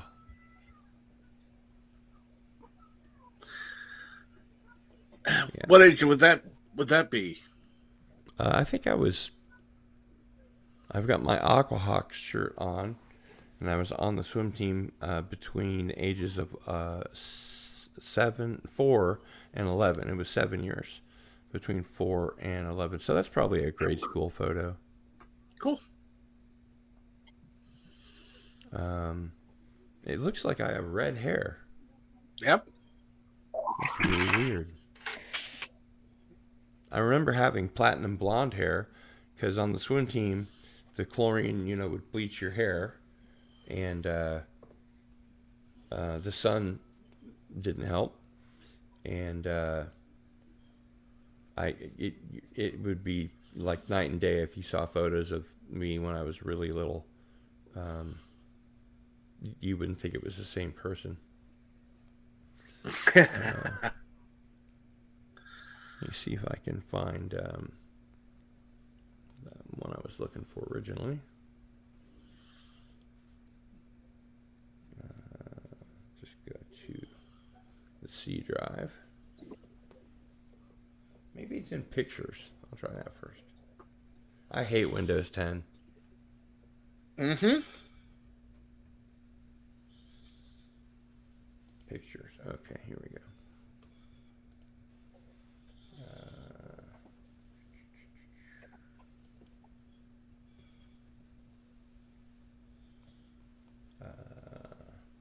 Well, you've been on Midnight to Midnight before, right?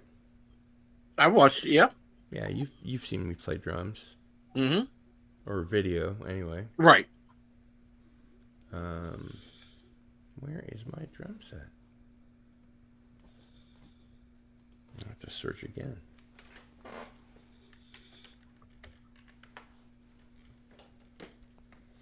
I've never seen you play drums. I've seen video of you playing drums. This is a interesting. You can't really see it all that well, but that's an interesting photo of me playing drums from back in the day. Cool. I like that. Oh, this is a really cool thing, as long as I'm throwing stuff up there. You know the Englewood, right? Oh, yeah. So we had this man from Planet X, and it was a film festival called the Area 1951 Film Festival, and I got Forrest Ackerman to autograph my Laserdisc of Frankenstein, because he somehow had extra bonus footage that Universal didn't have. So he added that, and they put it in on the Laserdisc. So I have a photograph of him autographing my Laserdisc, and this was the event. Wow. I don't understand why I can't find the photos I was looking for.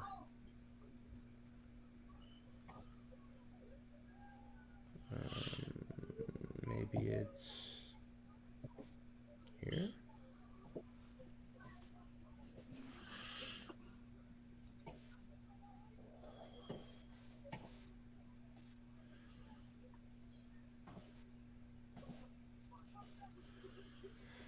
What's a good day for you for the housewarming party? Are you like free on weekends or? Yes, I am. Okay. I think it'll be a Saturday. Cool. Looking for drums.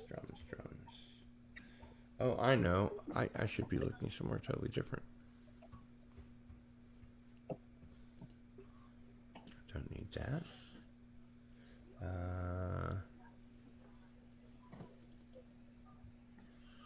Wow, that's a lot of photos.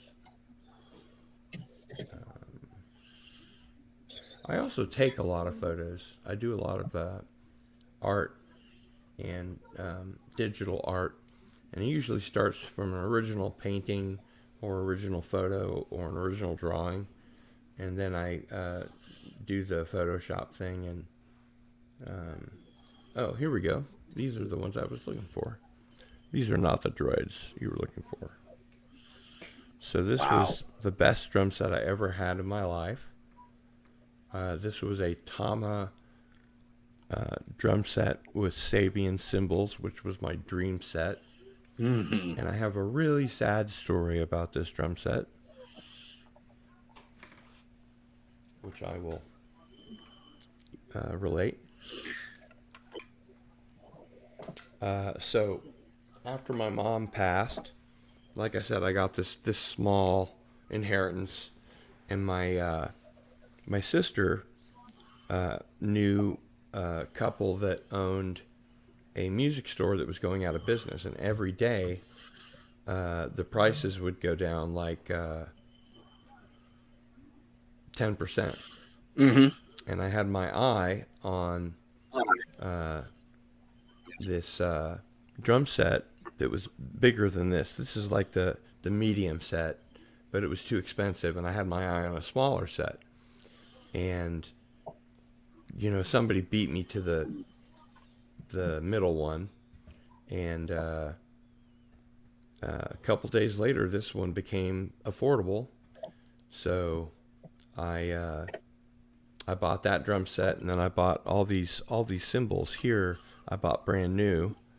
So this was all a brand new drum set, and I played for 3 hours a day, and I became the best drummer of my life, which is interesting because I couldn't find anyone to jam with or start a band with.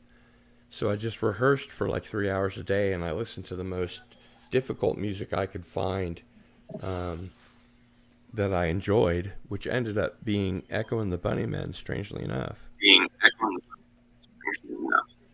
And there's the front shot. That's the money shot, I guess, as it were. And then from the other side. And man, I love that set. I did get into a little trouble. I was going to get the mail, I think, and I went out to the mailbox or to the car or something like that, and I turned around to walk back inside, and I heard this, "Hey!" from one of the neighbors, and I was like, "Oh shit, here we go." And I didn't even turn around. I was like, "Yeah?" And some guy said, "You the one playing the drums?" And I said, "Yeah." And he said, "Sounds good. Keep it up." I was all ready for him to just lay the smack down, but that's my story, and I'm sticking to it. Awesome. That's my story, and I'm sticking to it, no matter what Hillary says. Wow. So there you go. That's more a than drum you ever set. wanted to know about my old drum set. Now the question is, do I have photos of my new drum set? So what happened to it? Well, it's a very sad story. It turned out that my stepdad's original wife had more money sunk into the house than my mom did, and combined with the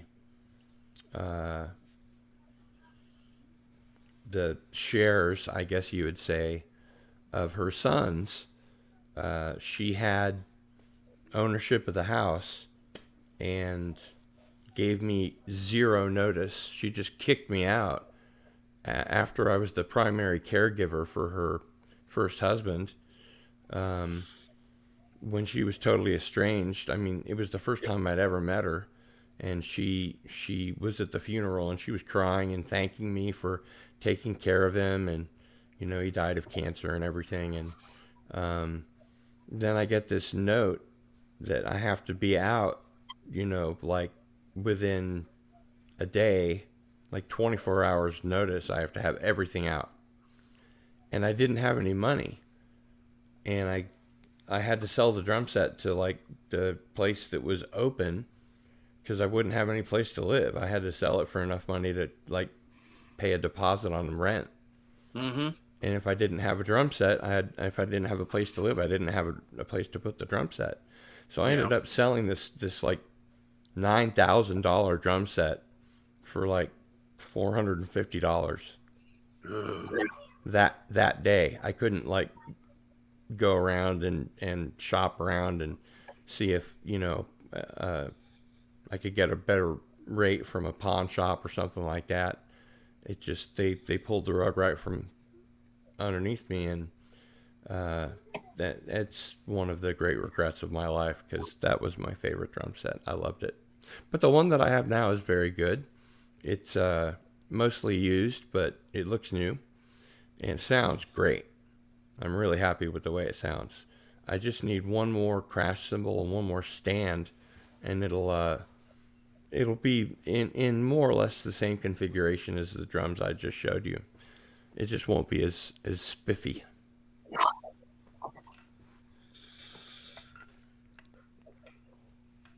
I'm sorry, I didn't mean to hijack your show and talk about my drums.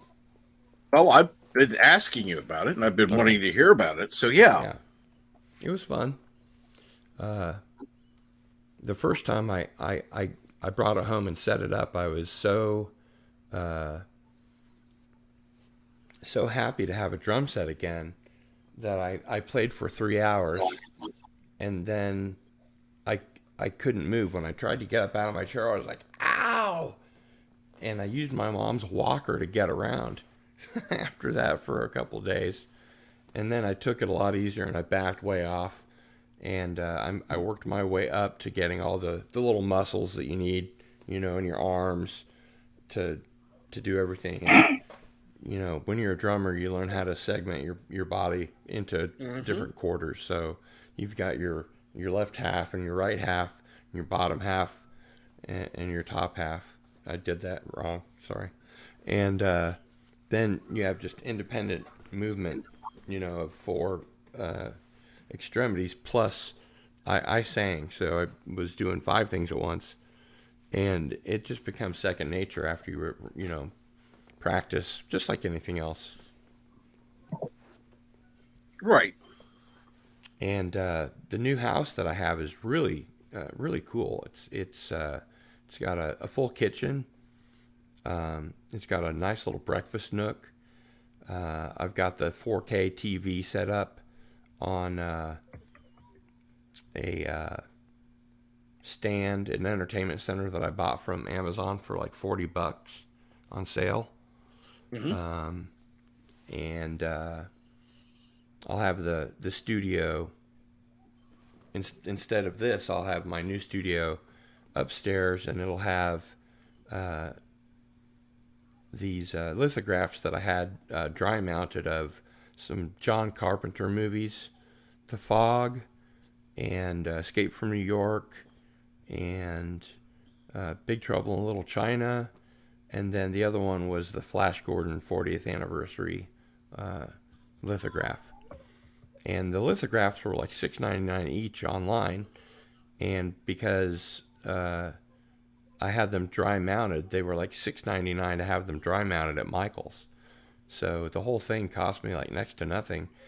And instead of having all these little things in the background, I'm just going to have these 4 posters, I think. Cool. I did have Jenny Agater, who usually lives up here, framed. My roommate here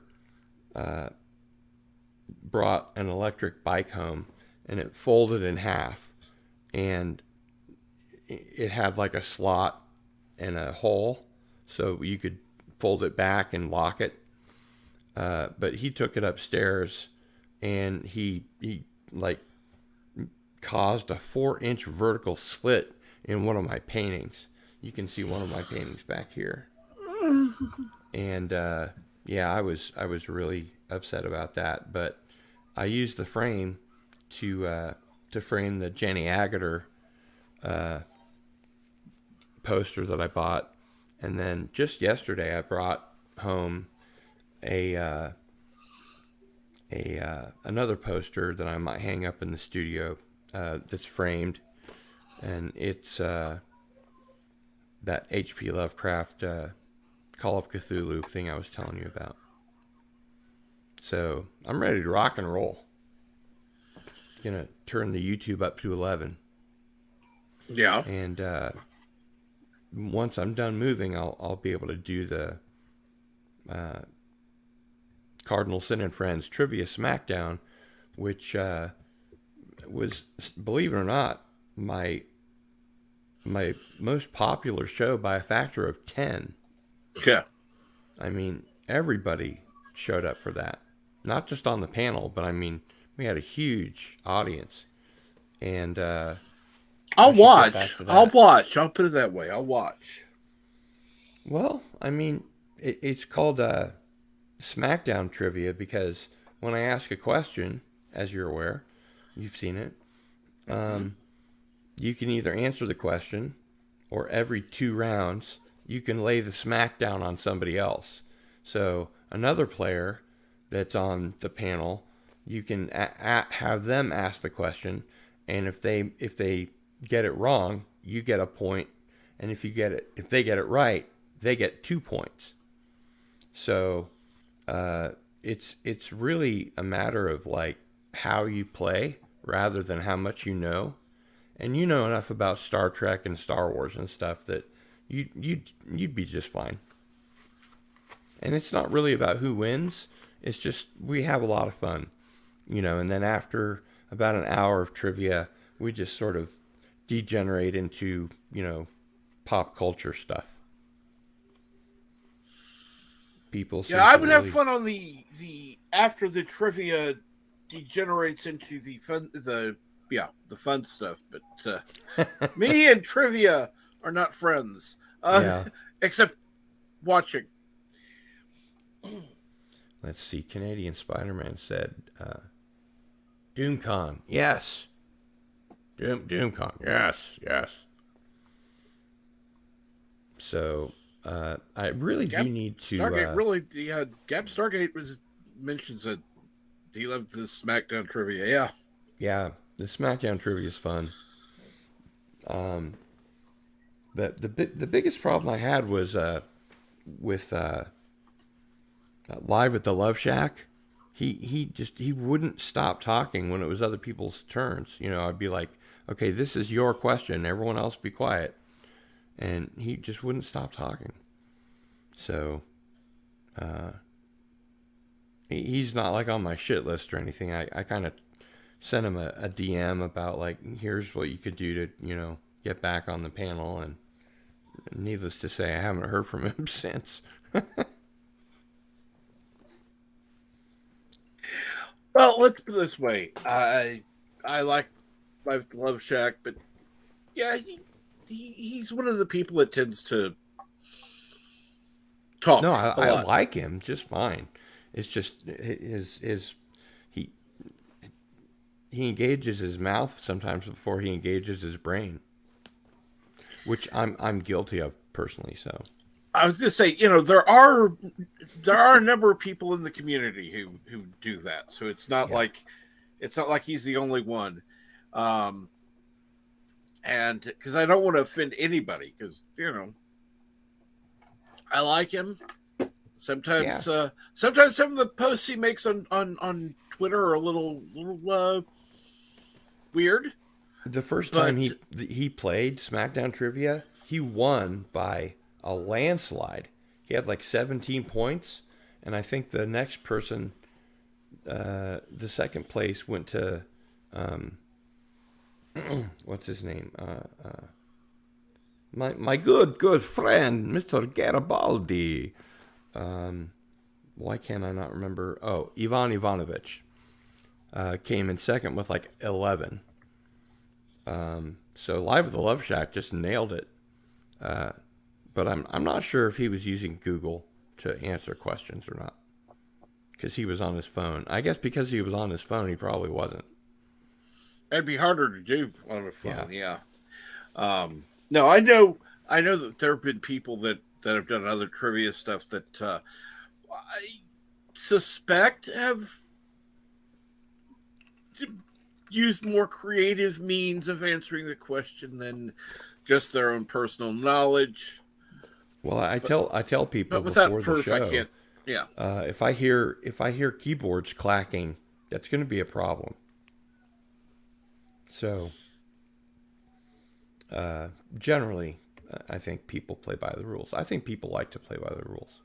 It's not really a win if you cheat, you know. Well, see, that's the funny thing. There are people that, well, you know, I didn't really cheat. It's like, well, yeah, you cheated. I looked it up. Oh, I just confirmed what I thought I knew. Yeah. No. At the Bottleneck, they do a similar trivia thing, and they make everybody turn their devices off. I like that. Which I can't do, you know, on YouTube, but right. You have people turn their devices off; they're off YouTube. Yeah, I'm counting on people playing by the honor system, and so far it seems to have worked. And thank you, Gap Stargate, for putting the link into tonight's. Yeah, I'm really excited for tonight's Master of the Genre. I'm like I said before, I'm a Patreon of Cameron Pashaw, so I'm getting a phone call about one of my. It's not a screenplay yet, but it's a story. I like to write the screenplay and the novel at the same time because one informs the other.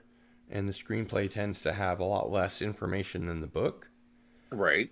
And when I teach writing from the ending back, so you know where you're going to end up.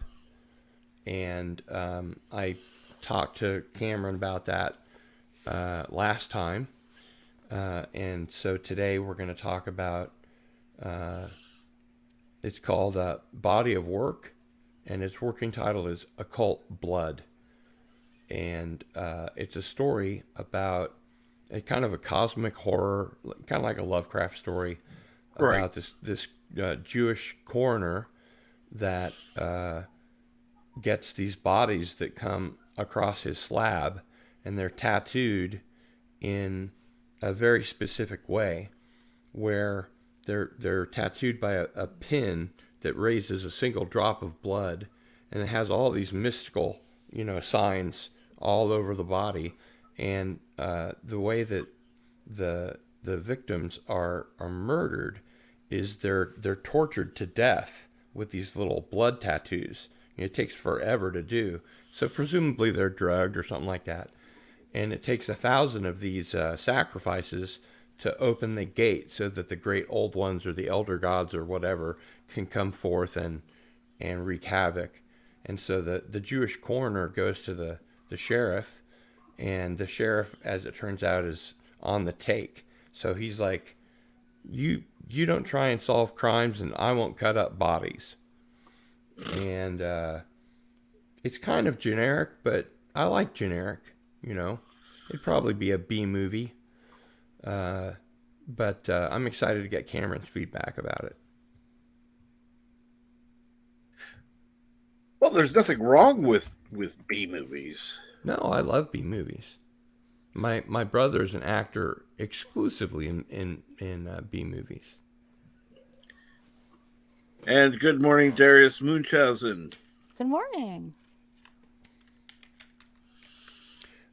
He has a Bela Lugosi number of 2.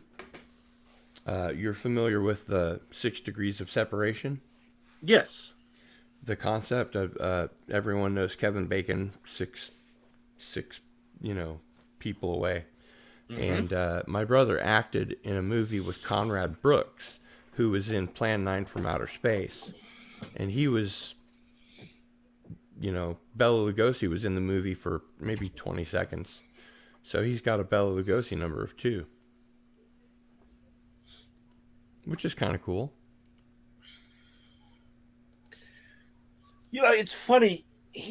I don't ever really think about the people I know of the people they know. It's just, I never really crossed my mind before. Yeah. Let me see if I can find pictures of Forey for you. No items match your search. Well, let's try something different.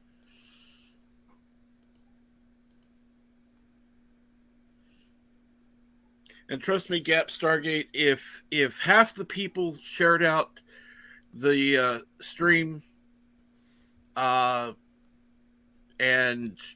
yeah, people were to watch, yeah, that would be nice. Your wish is my command. I'd forgotten to do that. I apologize. I finally, it's like, forget about saying it. I just put it on the scroll. Like, share, subscribe, all that. Check the links in the description. Because there are people that it's like, sometimes I'll have different stuff down there. So, And no, Gap Stargate Carol didn't make any cookies today. There we go. Been retweeted, my friend. Retweeted. Thank you. I do appreciate that. It's funny. Wow. So I was just apologizing for the no cookies. Oh. Okay, you're going to have to have something special for tomorrow then. Peanut butter and chocolate chip vegan cookies. No, you don't have to do that. What he said. I'll just eat the ones that I have. I actually have some right here. I did find this one. Let me. I would think that where you are. Good vegan chocolate chips would be hard to find. Well, they're dark chocolate. There's no milk in them. Right. Well, no kidding. Where was I?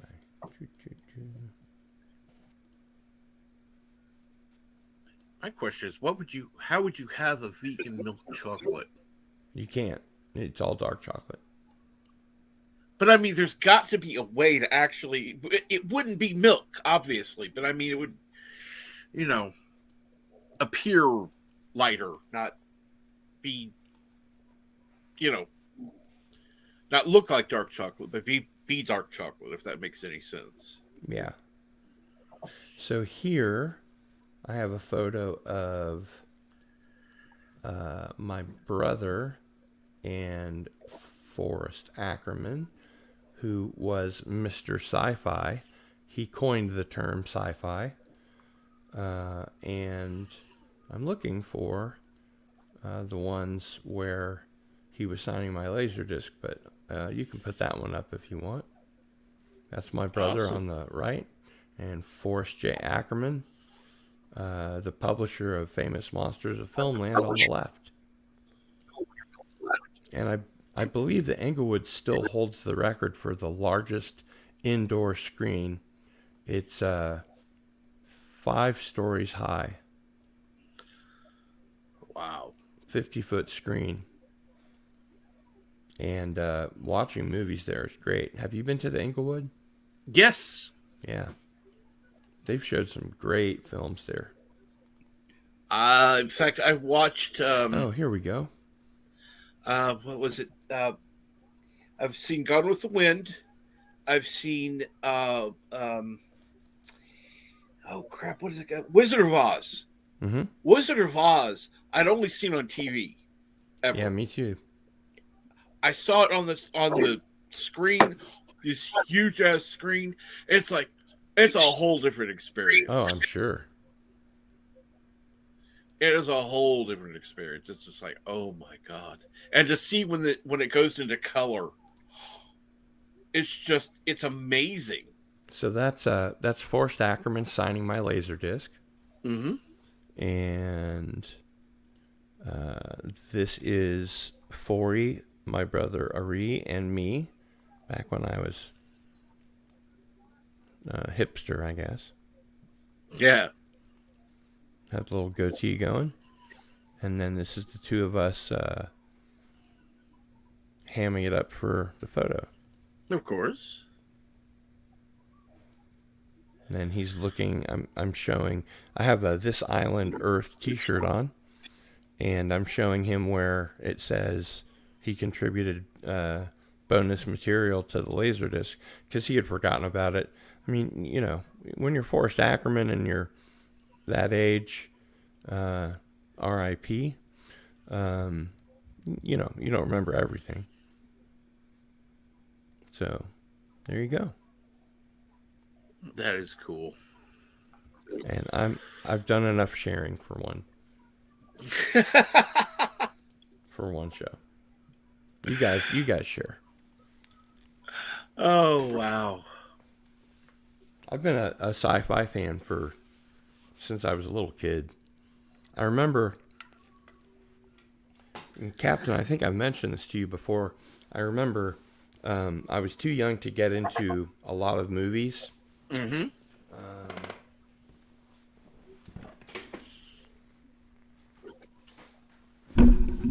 Bloody microphone. Like this one, for example. Wait. Wow. I was, this is a nice steel case version.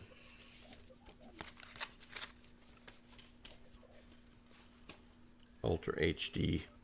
Wow. 4K version. And I was much too young to see the film, especially because Jenny Agutter was naked for most of it. So I read the book that was written by George Clayton Johnson and my buddy William F. Nolan, and it was much more lascivious than the movie. I remember I was 11 when I read it. And in the book, last day, when your thing flashes, uh, and it's time to renew and go to carousel, which people are taught, are told, you reincarnate and get a new body, but actually it just they disintegrate you. You turn to ash. Um, oh, spoilers, by the way. Yeah. But um, the book mentioned this thing in the movie. Your last day thing flashes on your 30th birthday. In the book, it flashes on your 21st birthday. And so there's like these two women walk by, like, I guess they're walking. I don't think they're walking by anybody. I think they're just describing Right. what they're talking about. And one of them is talking about this great sex she had with an 11-year-old. And I'm like, I don't think I should be reading this. Oh, yeah. But I read The Omen, which was great. Hail David Seltzer. Great writer. I read the Amityville Horror. I read all the Stephen King books. I was a prodigious little reader, voracious reader. And Alien, I read Alien far, far earlier than I saw the film. And yeah, they get to really open it up in the novelization, which is why I like to write the screenplay and the novelization at the same time. Because one informs the other, and the stuff that you have to take out in the screenplay you can put into the novel.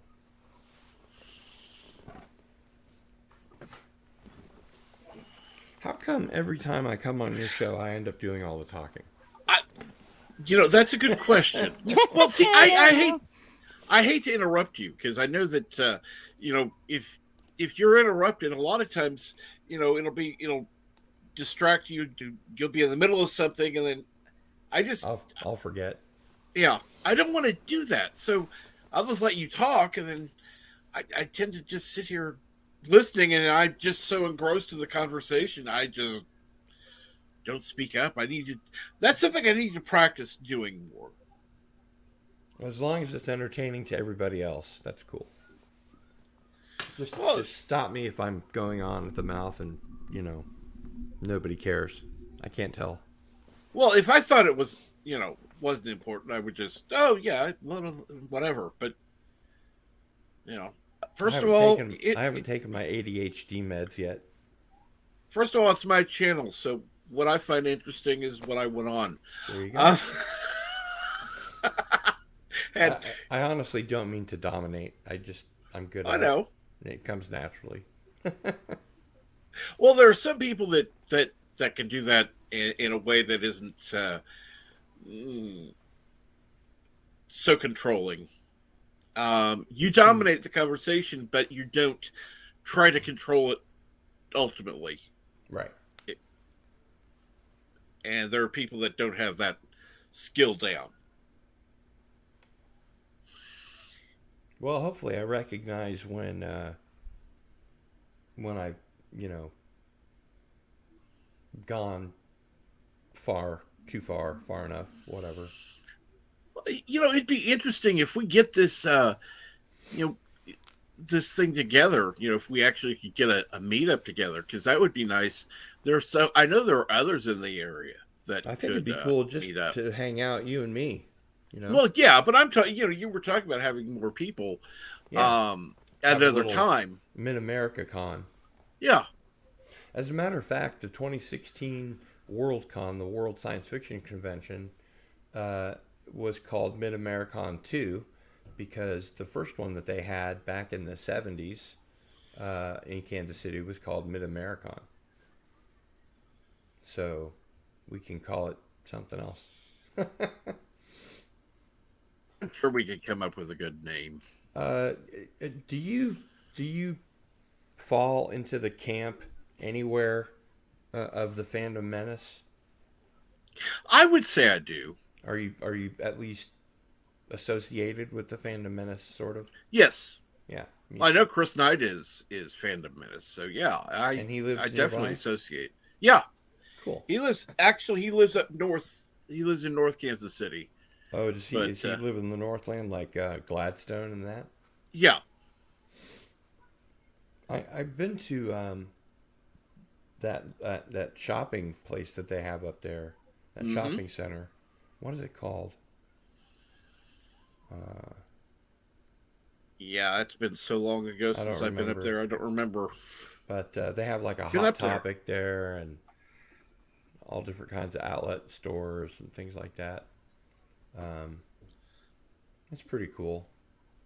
I remember taking my girlfriend there, and I just got worn out from walking around so much. So I told her I'd meet her at the shoe store, and I waited and waited and waited, and eventually she showed up, and then she started shopping for shoes. I got us both a coffee and went to, some place that sold physical media or something like that. I don't remember what I did. Like an hour later, she showed up and then shopped for shoes. Oh, I'm going to go grab another cup of coffee. I'll be right back. absolutely, sure. But no, it's so. Yeah, speaking of physical media, I have a collection of, CDs, VHS tapes, DVDs, that kind of thing. Haven't gotten into the 4K. I do have some Blu-rays, but mainly gifts. Actually, I've gotten a couple of things from, less expensive places like even Dollar Tree. But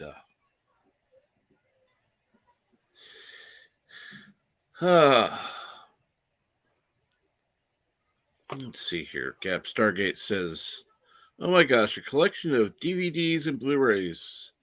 So I just got 2084. I think that's my last 2084. Damn.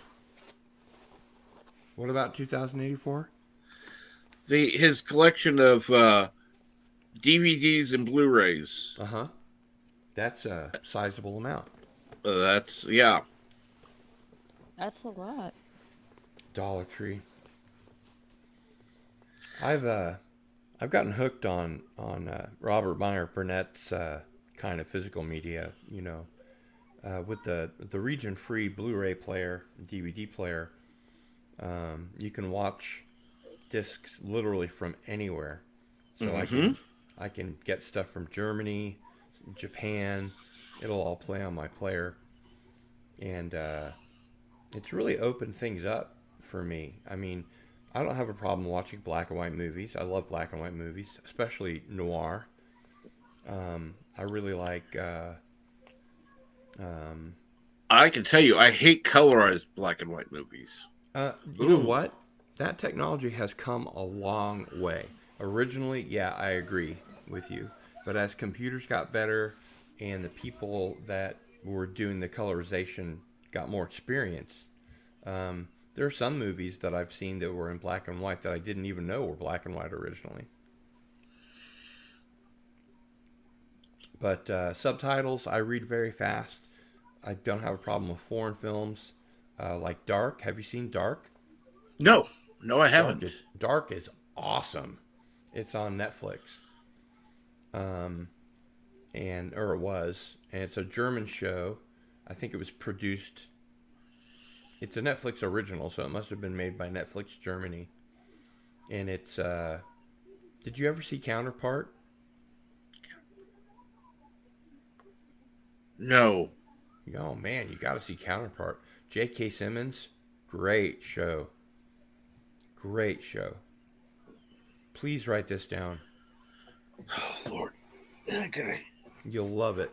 Or open up a chat or a word processor window and That's type it just in. what I was about ready to do. Dark is great. It's one of the best shows on Netflix. I'll have to contact a friend I know who has Netflix. We'll watch it together. I think I can send you my password. That shouldn't be a problem. But Dark is great, and it is dark. It's really cool. There's actually a lot of stuff that I like on Netflix. I really love the first season of Altered Carbon. Have you seen that? Nope, writing it down. Oh man, I can't believe you haven't seen Altered Carbon. It's awesome. Make sure you watch the first season. The second season's Trust me, there are things on Netflix I'd love to watch, but not having it, yeah, it's always an issue. Let's see here. Cardleson, I love watching Yard to the Fringe. Oh, thank you. The Fire in the Sky and the CBS miniseries. Oh, that's very kind. That was from when I had Tracy Torme on. He wrote both of those. Cool. Yeah, I was like, I had Tracy on, and because we're friends, and as soon as the Bring Back Sliders stuff started, we made the news, and then he came on again, and we made the news again, and then and then that show made the news a second time, so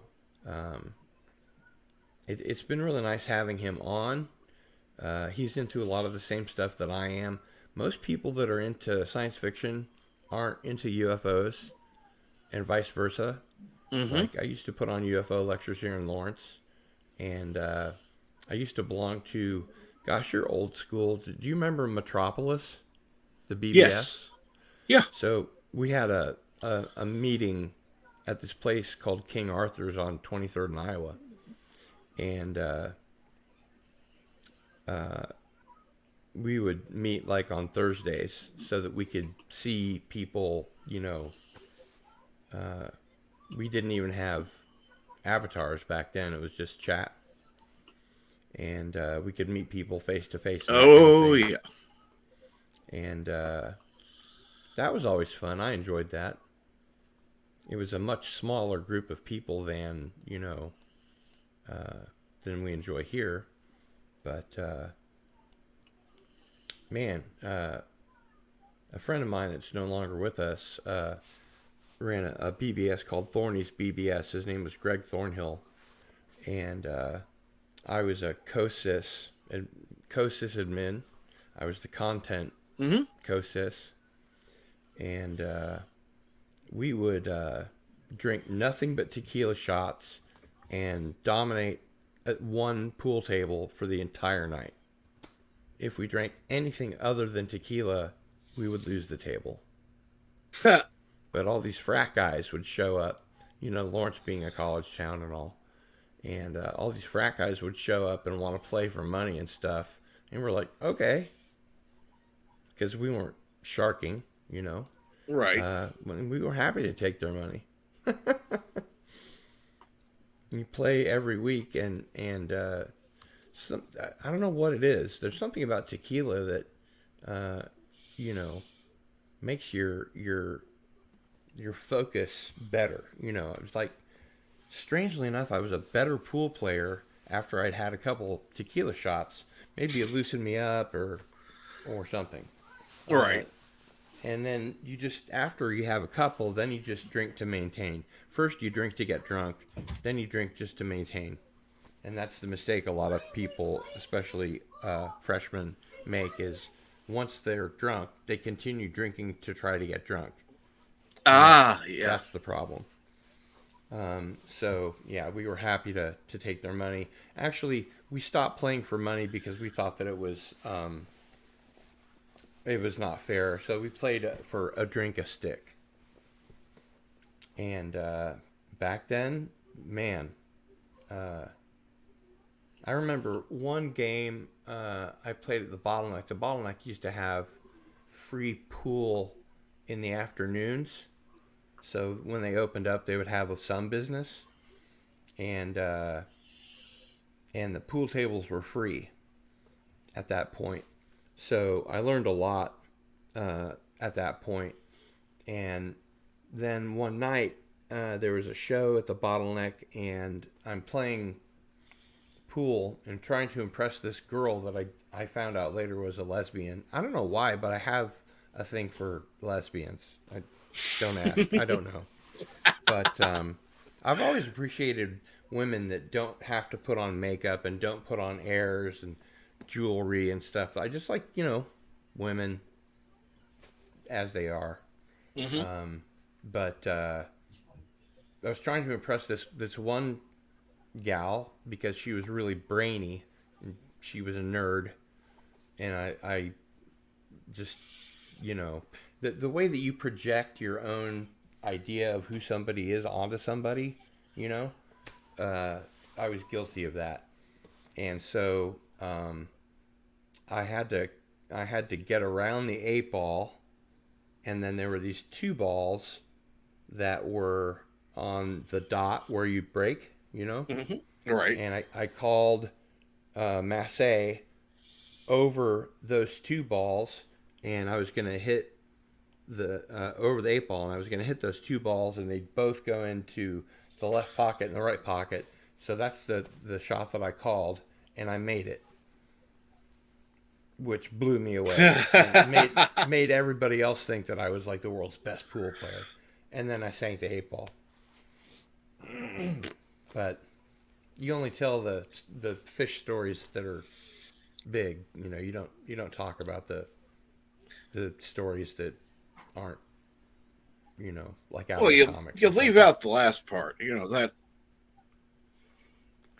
Leave out the last part because that's not the important part of the story. Yeah, no, it was the calling of, one ball in each pocket and making it that was cool.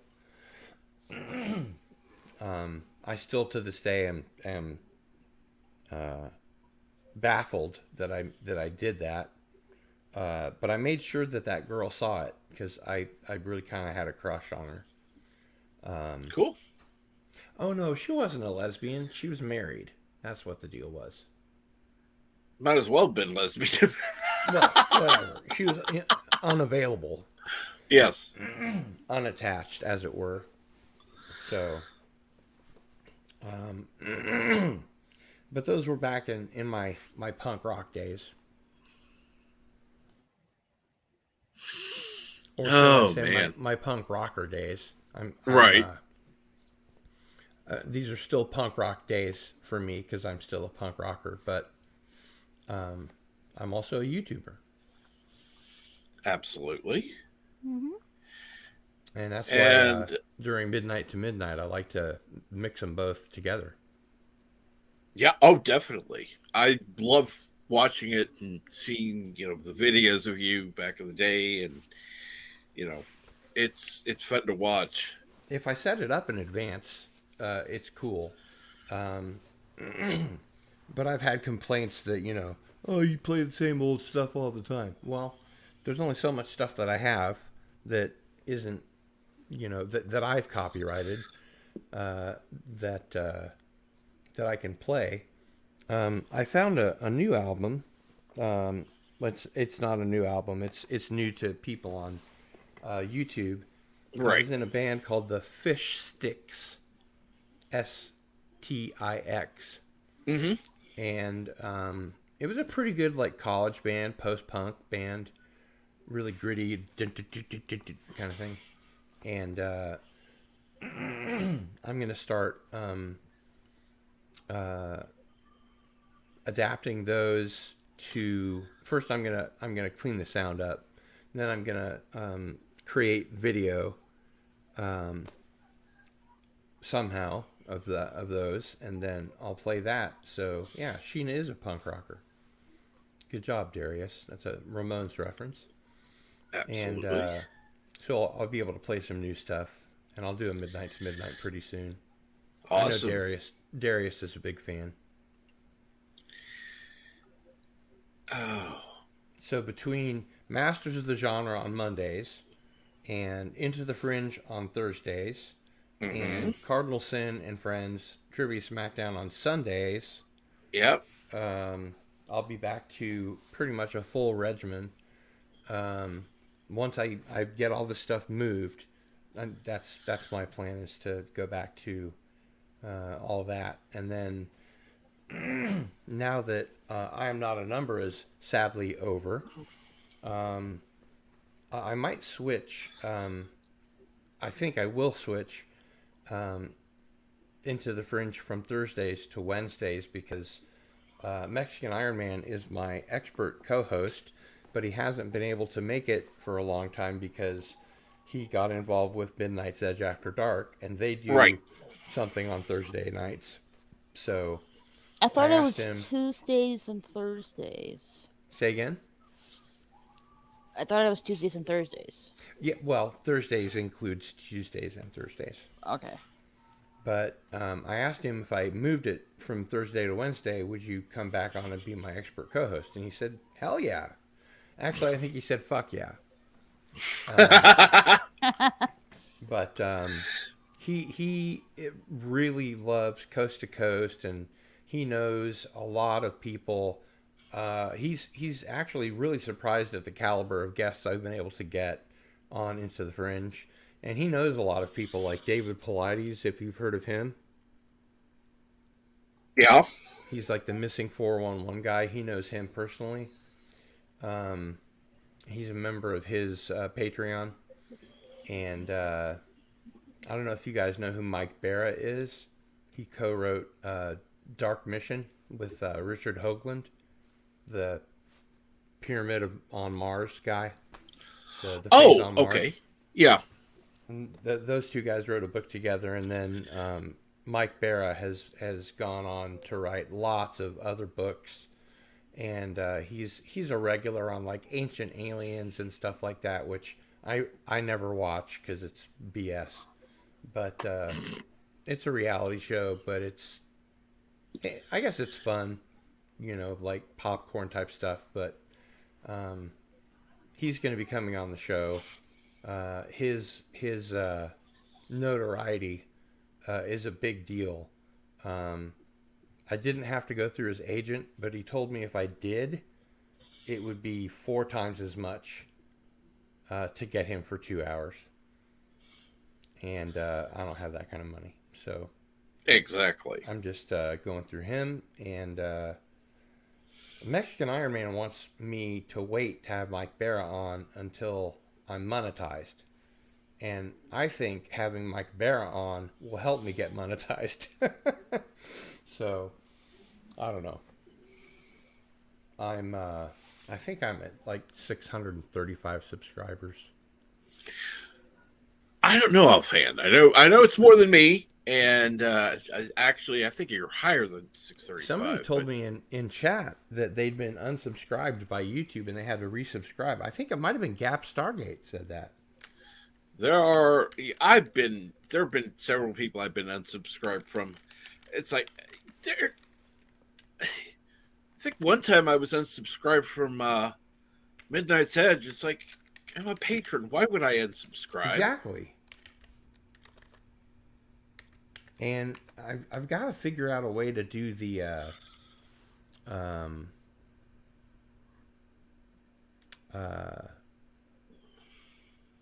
tip jar on the top of the the Stream Elements thing on top.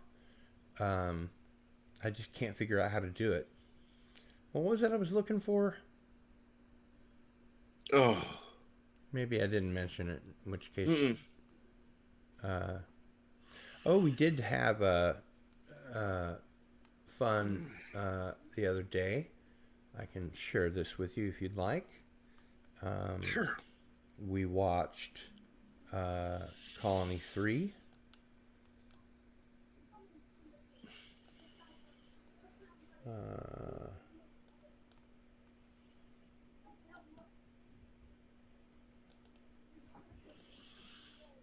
Trying to find if I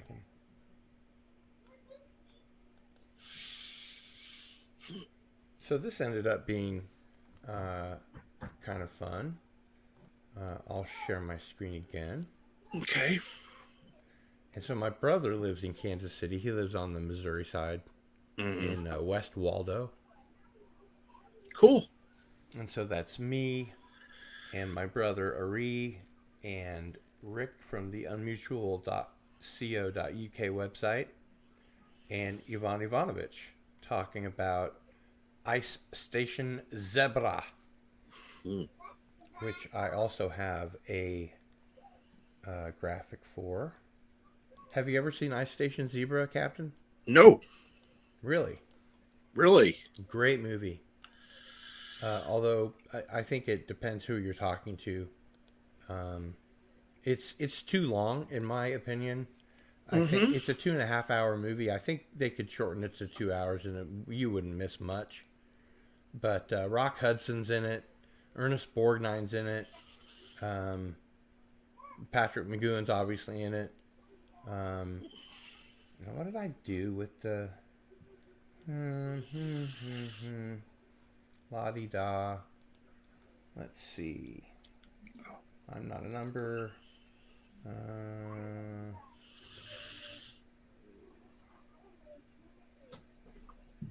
Let's see here.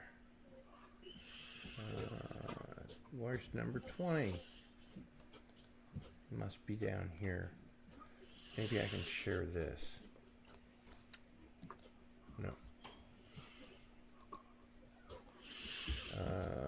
Looking for graphics. And it's going to be down here. And I'm going to go up to here. To here. And that isn't what I'm looking for. Please hold. I don't even know where my own stuff is. Well, guys, I gotta get going. Oh, no problem. All right. Take care. Later. I gotta go to Carol. the store and finish this paper. Absolutely. Bye, guys. Bye. Bye. Everybody have a good day. You You too. too. Bye. I think I took it down because I didn't need it anymore. Yeah. I'm because I grew up coding on a Commodore 64. I always back stuff up and then I delete it. Although with StreamYard, obviously you have. Did I mention that my channel is sponsored by StreamYard? No. No, you didn't. Yeah. I wrote them a letter and said, I'm just a poor boy, nobody loves me, etc. And I asked if they would sponsor my channel, and they did. They just dumped 300 USD into my account, which was pretty cool.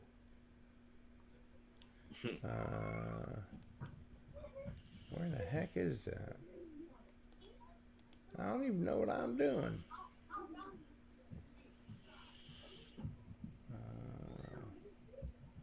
No, you're lucky because I couldn't even get them to sponsor me for basics. So, hey, all the better. Mine is the middle one. I think it's $25 a month.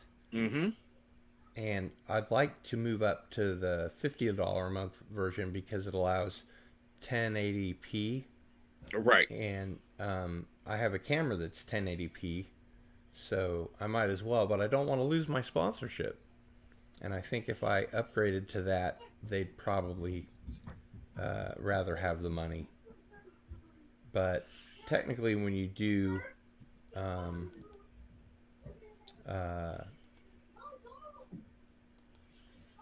that sort of thing, you're supposed to have a 5-second card at the beginning that says this stream is sponsored by StreamYard, and then at the end you get 30 seconds on your last card to explain, how great StreamYard is and blah blah blah. And I just haven't gotten around to it. What was it I was looking for again?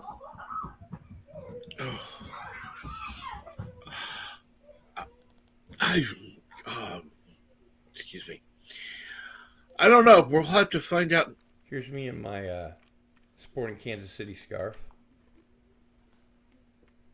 That is cool.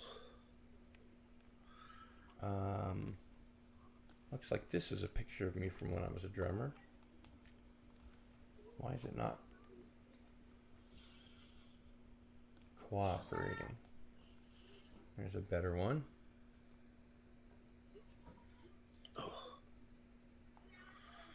Here's my my sporting Kansas City glamour shot. Here's a very young, small photo of me. Yep. Anyway, enough about me. You can definitely find out more about you on your channel, Darius. Could you drop the link to Yeah, Fandom that was very nice. channel, Thank you. please?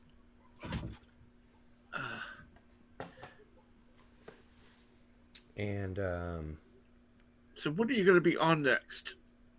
oh, well, tonight, Tonight. I'm sorry, what time? 7. 7 p.m. All right. Well, definitely go ahead and set a reminder for that. And I think with that, I'm going to call this a stream. I do want to thank everybody who's been on the panel and everybody who's been in chat. Thank you so much. Have a great day, and talk to you soon. Oh, check out Culture Casino coming up in about 30 minutes. Cool.